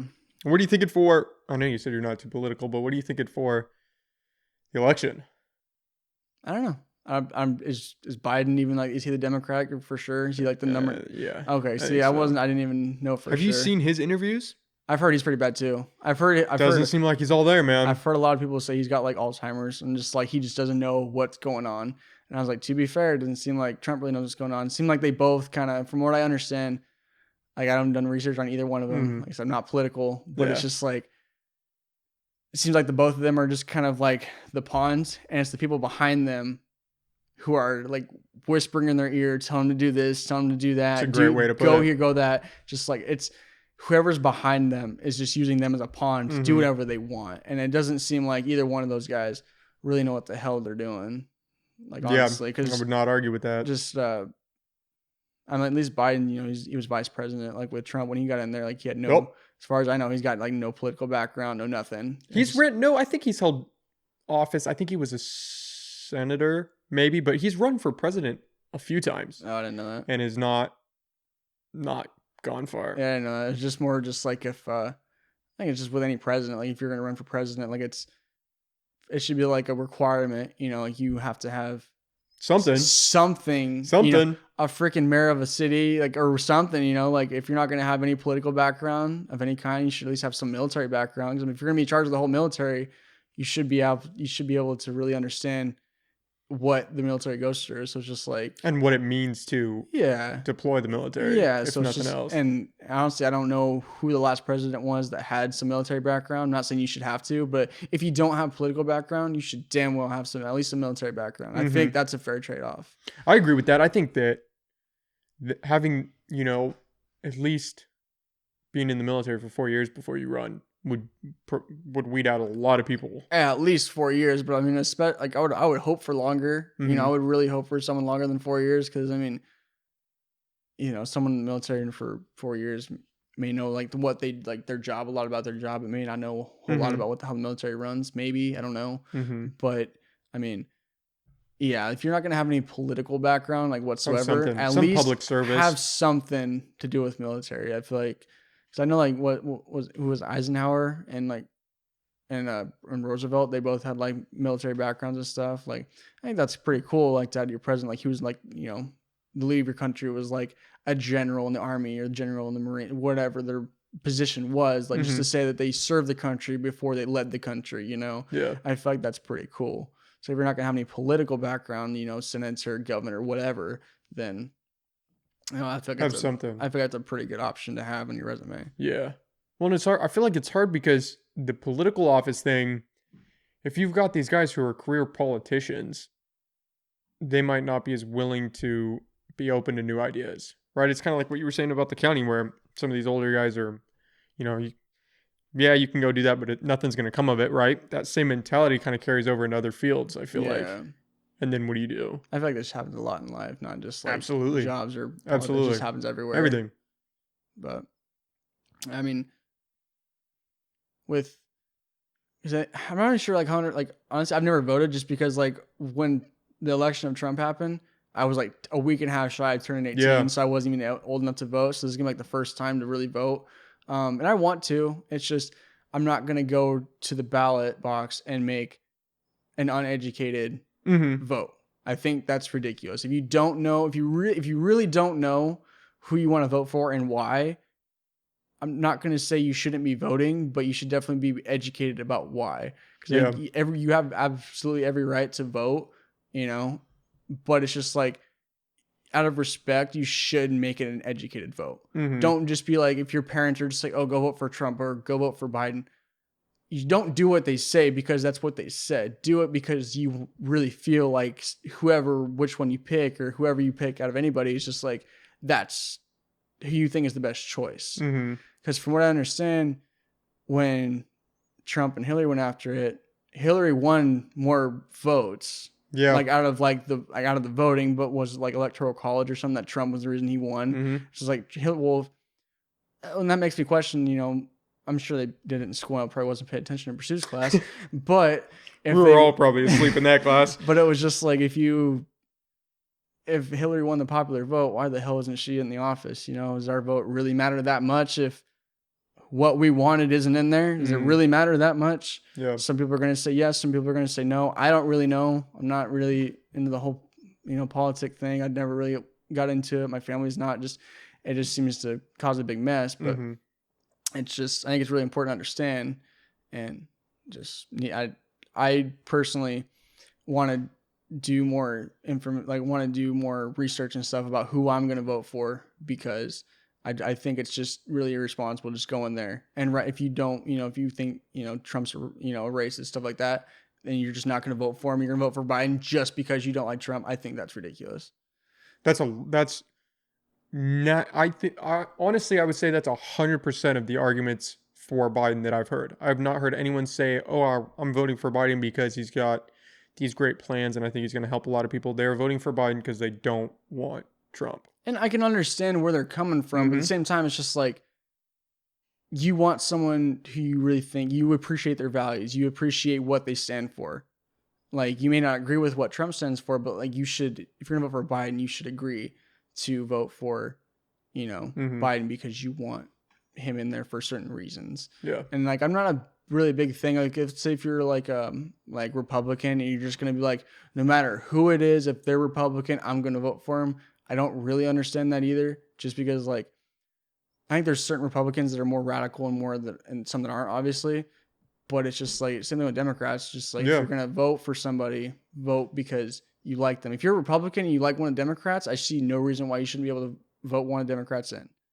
You literally vote for whoever you want, not because, you know, they're the red side or the blue side. It's just like, I don't think it should be that way. And personally, it definitely shouldn't. And personally, I don't think I don't plan on ever being like that. I know there's some people who definitely are, and you can try and talk to them about why that's not the greatest thing in the world or why you think it is. But like, at the end of the day, they're going to do what they're going to do.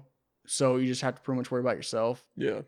And if you want to do legit, educated vote, hats off to you. If you don't, then what are you going to do? You know, like, I don't agree with it, but there's not really a whole lot I can do about it. So, well, the problem is not a lot of people are voting. That's just the fact of the matter. You know, I think like 30 or 40% of people didn't vote in the 2016 election. Yeah, I'm not too sure about all the numbers on that. It's just like, but like I said, I wasn't old enough to vote. But even if I was old enough to vote, chances are I may not have voted either, honestly, because just like I said, I'd rather not vote than do than vote for something that's uneducated. Yeah. I think that's just That's a strong argument. I think it's highly irresponsible. You should have a very strong opinion about who you want, why you want them in there, not just because, oh, I don't like this person or I really like this person because of. It's just really dumb if you're just like, oh, he like, you know, they're really good looking. It's just like, that's how I'm gonna vote him in. It's just that's just really stupid. But I don't think anybody said that about Trump. No, but I don't even think his wife said that. But snap. I think there's definitely people out there who vote for stupid reasons like that. And it's just like, don't vote if you're going to do that. I mean, I guess I shouldn't say don't vote because everyone should. Just be informed or try to be as informed as you can be. Don't just make an uneducated freaking vote. I think that's ridiculous. You know, like if someone, like if I'm friends, because I'm sure I have friends, you know, who are Republican and some who or Democrat, Mhm. I don't really care. You know, it's just more just like you believe you have your right to believe however you want. And I think a lot of the world is just kind of just like, if you don't believe my way is the right way, then just F you. Yeah. And I feel like a lot of people are like that, and I just don't agree with that. It's just like that person has every right to feel the way they right to feel, and you have every right to disagree with them or agree with them.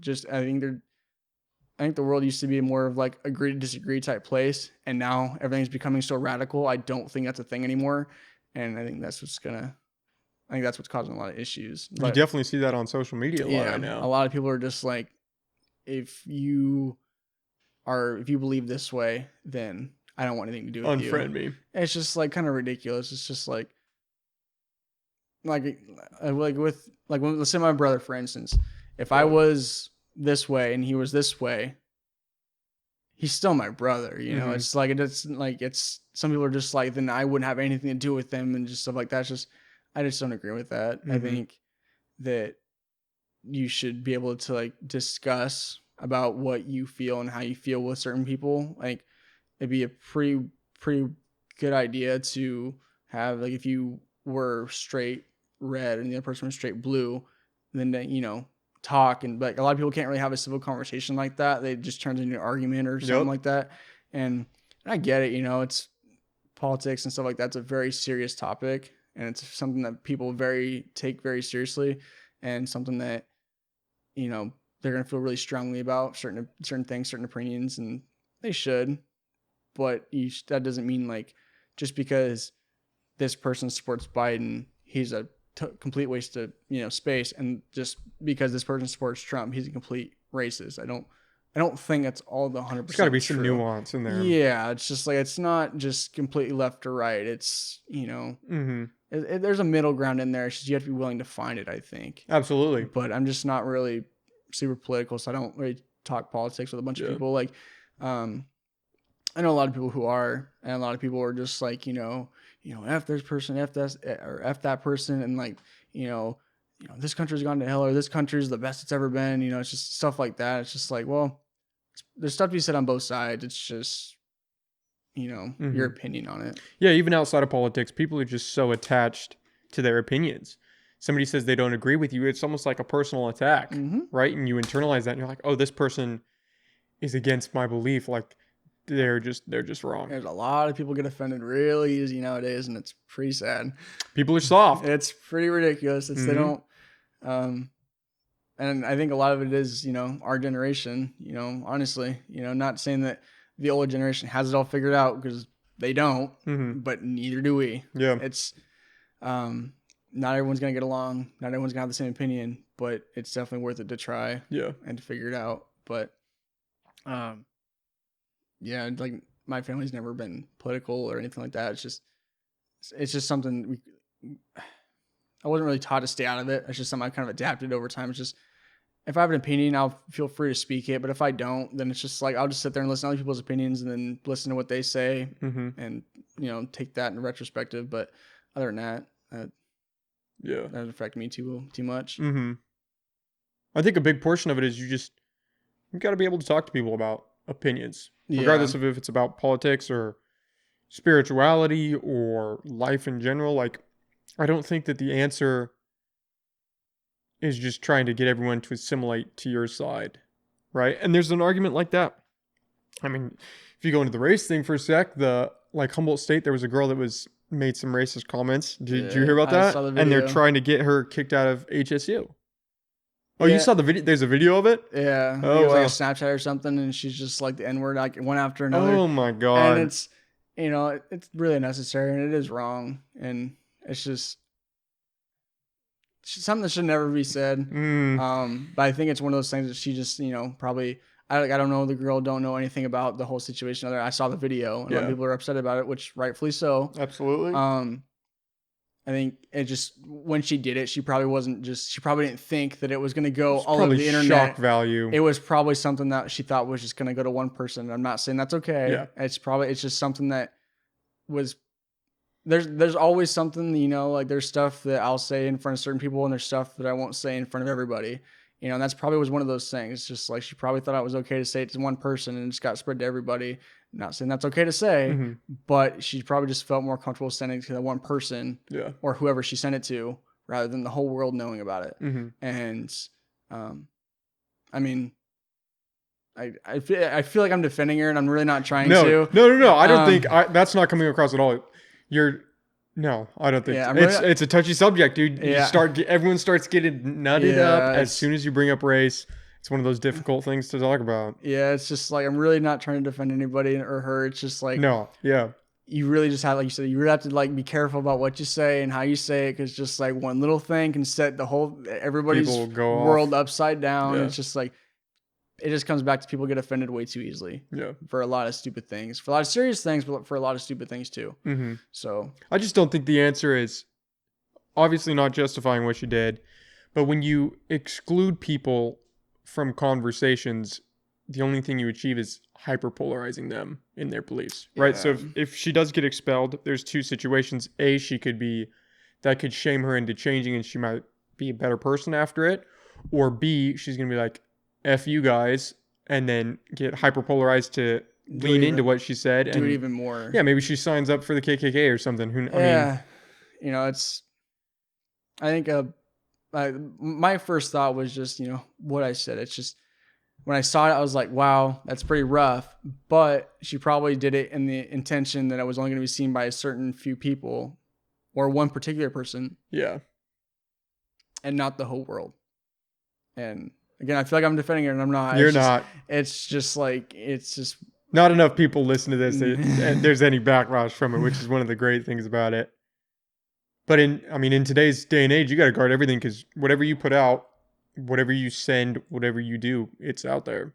Yeah, well, it's just like there's a lot of people who are just like, they'll say something, or it's just like if, like just for instance, if you were to say something on like a report or something like that, and if you go, you know, the N word is bad, but someone could just take the part where you just said the N word and just be like, so and so said this. It's just that's gonna be the headline, and then everyone's just gonna read that headline and not read the article or whatever it is, and they're just gonna hate you for it because you just said it. It's just like, even if it's not, you know, because it's not in context, you know, you gotta take context doesn't sell. Yeah, hot takes. Exactly. Yeah, and it's just like a lot. I feel like that happens a lot in our day and age too, where just like they'll take a little piece of something and they'll make it something that's completely not made out to be, just because that one subject or that one topic, that one word was put in there, and it's just completely taken out of context and blown way up, and it's something that it was never actually was. And I feel like that happens a lot too. What freaks me out today is there's no privacy. That's what freaks me out. Yeah, pretty much. If you have privacy, like even like if you didn't have any social media, nothing, if, you know, I went to you and just said something about, you know, whatever topic it was, whoever person, what's stopping you from going on to social media and saying, oh, so-and-so just said this? It's just, it's like, you can say you have privacy if you don't have social media, because I feel like that's a lot of it. You know, when you don't have social media, a lot of your privacy goes out the window. If you post something on there, if you don't post anything on there, then I can stay a little more hidden. But unless you're up in the freaking mountains living like a caveman, you got no privacy. Anymore. And it's just you're losing more and more, and it doesn't seem like anybody's freaking out about it. Seems like we're all just kind of walking down this path of your life is just going to be documented. And nobody's like, well, we need to pump the brakes on this a little bit. Yeah. I mean, that freaks me out. And I've talked to my parents, and different generation, obviously, but they had way more privacy than we'll ever get. Oh, yeah. And we'll have more privacy than our kids will ever get. I mean, people today are just Snapchatting their whole life. Yeah. Some of it is pretty fun. Like, you know, you just go share with what you're doing so fast with some people. There's that aspect of it. But like, it's just that there's a flip side to every coin. It's like there's the good about, you know, your friends, family, whoever can see what you're doing right then and there. So much fun. And then there's whatever you say, you know, about more of a serious topic, whether if it's religion, politics, race, something like that, then it can just turn completely sideways and just get screwed. Yeah. So there's a flip side to every coin. It's just, you need to look at both. Do you use TikTok? I don't use it. I have it, and I watch other stories. But what is it? I think it's just a new Vine. That's what I would guess. I'm pretty. It's just a new Vine. Like, but there's more. Like, it so seemed much stuff. It seemed like when Vine was out, it had a lot more funny stuff on it. Like TikTok has some funny shit on it, but it seems like Vine was purely funny stuff, like funny skits and just stuff. weird videos. Yeah. TikTok, there's definitely more like there's some deep shit on there where it's just like, you know, whether if it's like sexual abuse or race, whatever it is, there's some super funny stuff on there, but some of it is like it's pretty deep and dark where it's just I don't think Vine was ever like that. But I think TikTok is just a new version of Vine, honestly. I don't think there's a whole lot of a difference. Like I don't have mine set up to where like I don't have an account. I never enter my email or nothing. I just downloaded the app and then I just scroll through my like the feed of what I see with what I see. Whereas I think if you have a profile, you can kind of pick and choose what you want to see. Like I don't think I can like any videos or comment on anything because I don't have a TikTok. I just have the app. So I think it's a Chinese company, isn't it? I'm not sure. I have no idea. I feel like I've heard somewhere that government officials aren't allowed to have it on their phone because it's a Chinese company, and they're thinking, what are you getting out of that? Man, that's a fair point. But I had some of them some of the videos get taken down for stupid reasons because like a buddy of mine did like a burnout in his car and like someone reported it or something happened and they took it down. I'm like, why? Like what? It was an empty parking lot. There was like no one around. It was literally it was hurting nothing. And then like they took it down. So I don't know what that has to do with anything, but it was just like. It's weird what these social media platforms will censor and what they won't. Yeah. It's like there's flat earth stuff out there. Nobody's pulling that down. Yeah. And that gains a lot of traction. I get it. You know, if there's a guy or a girl, whoever it is, just like, you know, flashing their genitals and stuff. Yeah, then I mean, it is a kid's app. You might want to pull that down. Probably censor that, you know, take that off. But there's a lot of stuff out there that falls through the cracks. And there's a bunch of stuff that I feel is perfectly fine. You know, it might be a little edgy, but it's on the more side of like it's acceptable, but it gets taken out anyway. Yeah. So I don't know who's in charge of that. I guess it's like Instagram admin or whoever, you know, admin of whatever app. But, you know. Yeah, censorship's a weird thing. And who gets to decide what is censored and what's not? Yeah. You know, it all comes down to these businesses and their own agendas. And their own agendas, yeah. There's a lot of people complaining that, you know, right-wing people get censored on like Twitter and stuff. It's all personal bias, right? Yeah. That's what it comes down to at the end of it. I mean, it's going to be a long road with everything. It's going to be a long road. And definitely... I think about it all the time where it's just like, I wonder how, let's say you take someone that was born, I guess more raised like in the 50s and 60s and still alive today, that like how much, because they've seen a lot, you know, they've seen, you know, stuff from being in a household where you could have, you know, a single father, like not a single father, but like a family of 4, family of 5 with only one person working.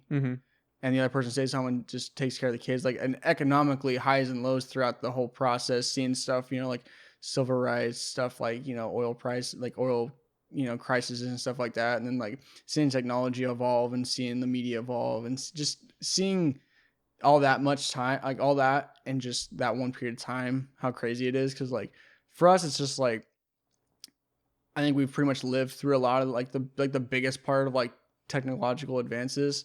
You know, when we were kids, you know, like my parents had like a tape player in their car, still didn't have a CD player. Yep. And then now you look at, you don't even have to have like you know, Bluetooth and stuff. But like back in the day, you just had a radio if you're lucky, you know, back in the day, you didn't even have a phone. Yeah, so it's just like that's another thing. I grew up with a house phone. When a lot of people I remember having to call you and your mom answer, and it's like, "Can we talk to Dustyn?" And it wasn't even cordless. We had a corded phone growing up. It was just like there's a lot of people who didn't even know what a corded phone is or how it works or whatever. It's just like same thing with the rotary phone. People back in the day used rotary phones. Like people nowadays have no idea. Yeah, flip phones. And it's like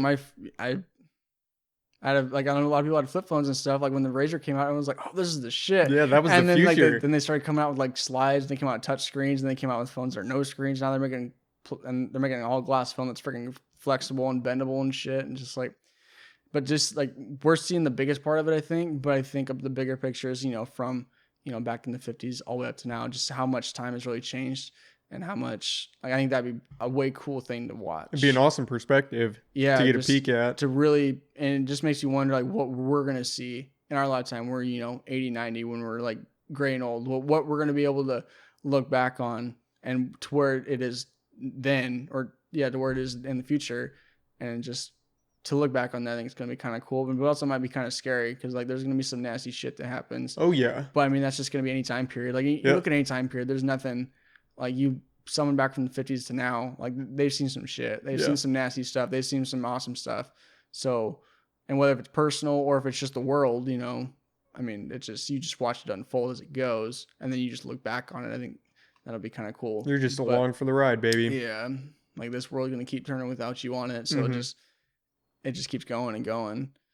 And I think it'd be kind of cool for them. I think it's cool to look back on it, to wonder what it would be like to sit there and watch all of it unfold, and then, but it's also kind of trippy to think about like one of those days we're gonna be us. We're living it now. We just don't realize it, or we're not gonna realize it until we're super old. Yeah. So I think we're on the tip of the iceberg, man. I mean, we've got Elon Musk going to Mars, VR. Yeah, it's gonna be pretty crazy to see what happens. Just within the next 10 years. Oh yeah. Just I mean, everyone. I'm sure when my mom, when our parents were in high school, they'd be like, "Oh, we're gonna have." Back to the Future came out in the 80s and they had flying cars and shit. We don't have flying cars still. Like it could happen in our lifetime though. It could, but it's entirely possible. I'm not really getting, but everyone also thought that back then too. So it may happen. It may not. I don't know. Only time will tell, but it's kind of exciting to think about, and just a lot of the thought in the back of my mind is like, you're going to see some dark stuff too. And I think honestly, like right now, like this year has been trash. I think this has kind of been a dark time. It's one thing after another. I think this has kind of been a dark time. This is gonna be one of those things where like we're gonna get through it. It's just how nasty is it gonna get? How nastier is it gonna get? And when's it gonna start to get better? And when's hopefully everything's gonna be okay eventually. But I think we're kind of changing. I think we're living right now the change of normal. Like what was considered normal 5 years ago is not going to be considered normal even right now, or even 10 years, or even 5 years down the road. Yeah. And it's just a small window of 10 years is just going to change a lot. Yeah. I think if anything, this pandemic has changed what normal will be drastically. Yeah. I mean, this pandemic, and then also like the Black Lives Matter stuff, it's just bringing a whole new light to everything. What life is like in January of next year is going to be completely different than what it has been. I should hope so. Yeah. I should really hope so. Yeah. It's like, just after all this, like after like when the BLM movement, is all over, if it's over, it could be over 50 years from now. Mm-hmm. But it could God, I hope not. It could also end, 2 days from now too. You just don't know. But I mean, hopefully that all works out in the better too. Like the world is more acceptable, and the world is a better place for all that and stuff. Mm-hmm. So I was talking to Braden the other day about, there was a law or a statute as recent as 2012 where if you had a child who was special needs, you could have them sterilized in West Virginia. That's in the scary. U.S. Isn't that wild? That's scary. It's like, dude, we're still just trying to figure it out. Yeah. Like there's a lot of nasty shit that there's like a TikTok that TikTok, baby. And I don't know how accurate it is or whatever, but it was a black lady, and she was on there, and she was like, did you know African Americans were actually like it was like slavery was like abolished, but there was like a loophole, and then like other people like found a loophole, and like they still had I can't remember the wording of it. It was pretty much just saying it was kind of a loophole of slavery abolishing. Like it was in like the 13th Amendment or something, right? Something. It's the prison system is basically slavery, I think. Yeah, something like that. And it was like a loophole, and I was just like, damn. Like even though we went through the change, did it really change that much? Like, it doesn't seem like it anyway. Like I don't know how accurate that was. That's just one lady's, That's the other issue. You don't know what's real out there and what's not. Yeah, so it's just like unless you're willing to go and like dig. And you gotta like dig deep too, because you probably just can't click on like the first 2 or 3 websites that you see, because it's just gonna be what they want you to see. You can't even trust videos anymore. Have you seen some of those deep fake videos? Mm-mm. Oh my God, there was one floating around. It was Back to the Future, but it was Robert Downey Jr.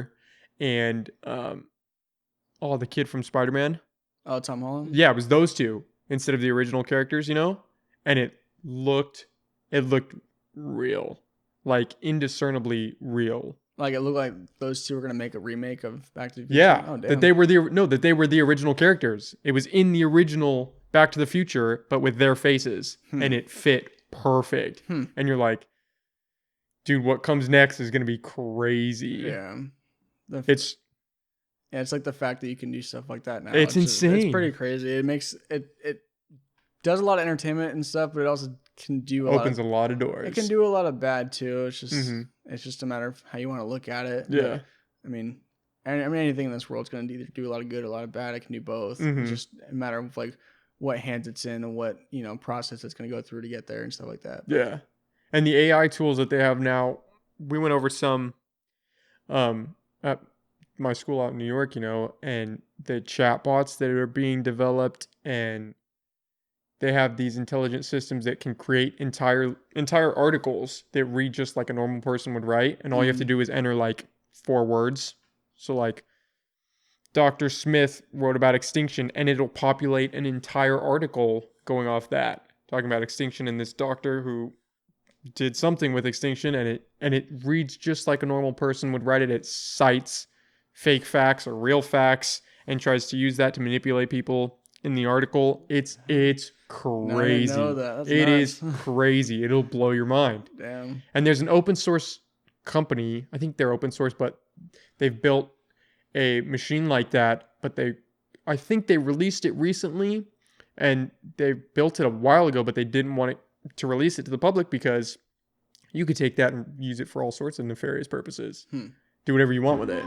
But the technology, it's so close that I think they just released it because they're like, someone else is going to build it and put it out there, so we might as well just release it. Yeah, we might as well just put it out. Crazy times, That's man. pretty crazy. It is going to be crazy times.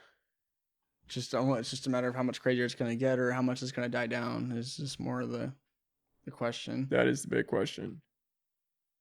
All right, brother. Well, thanks for coming on and talking to me, man. We just did 2 hours. No, we didn't. Yeah, we did. No, we didn't. 2 hours, baby. Bullshit. Time flies by. I'm telling you. Dude, I was watching when you had Jordan on here just like not that long ago, and I was like, damn, it's gonna be 2.5 hours. Right? I was just like, it flies by when you're doing it because you're like, hey, we're just talking. it Man. didn't feel that long. Yeah.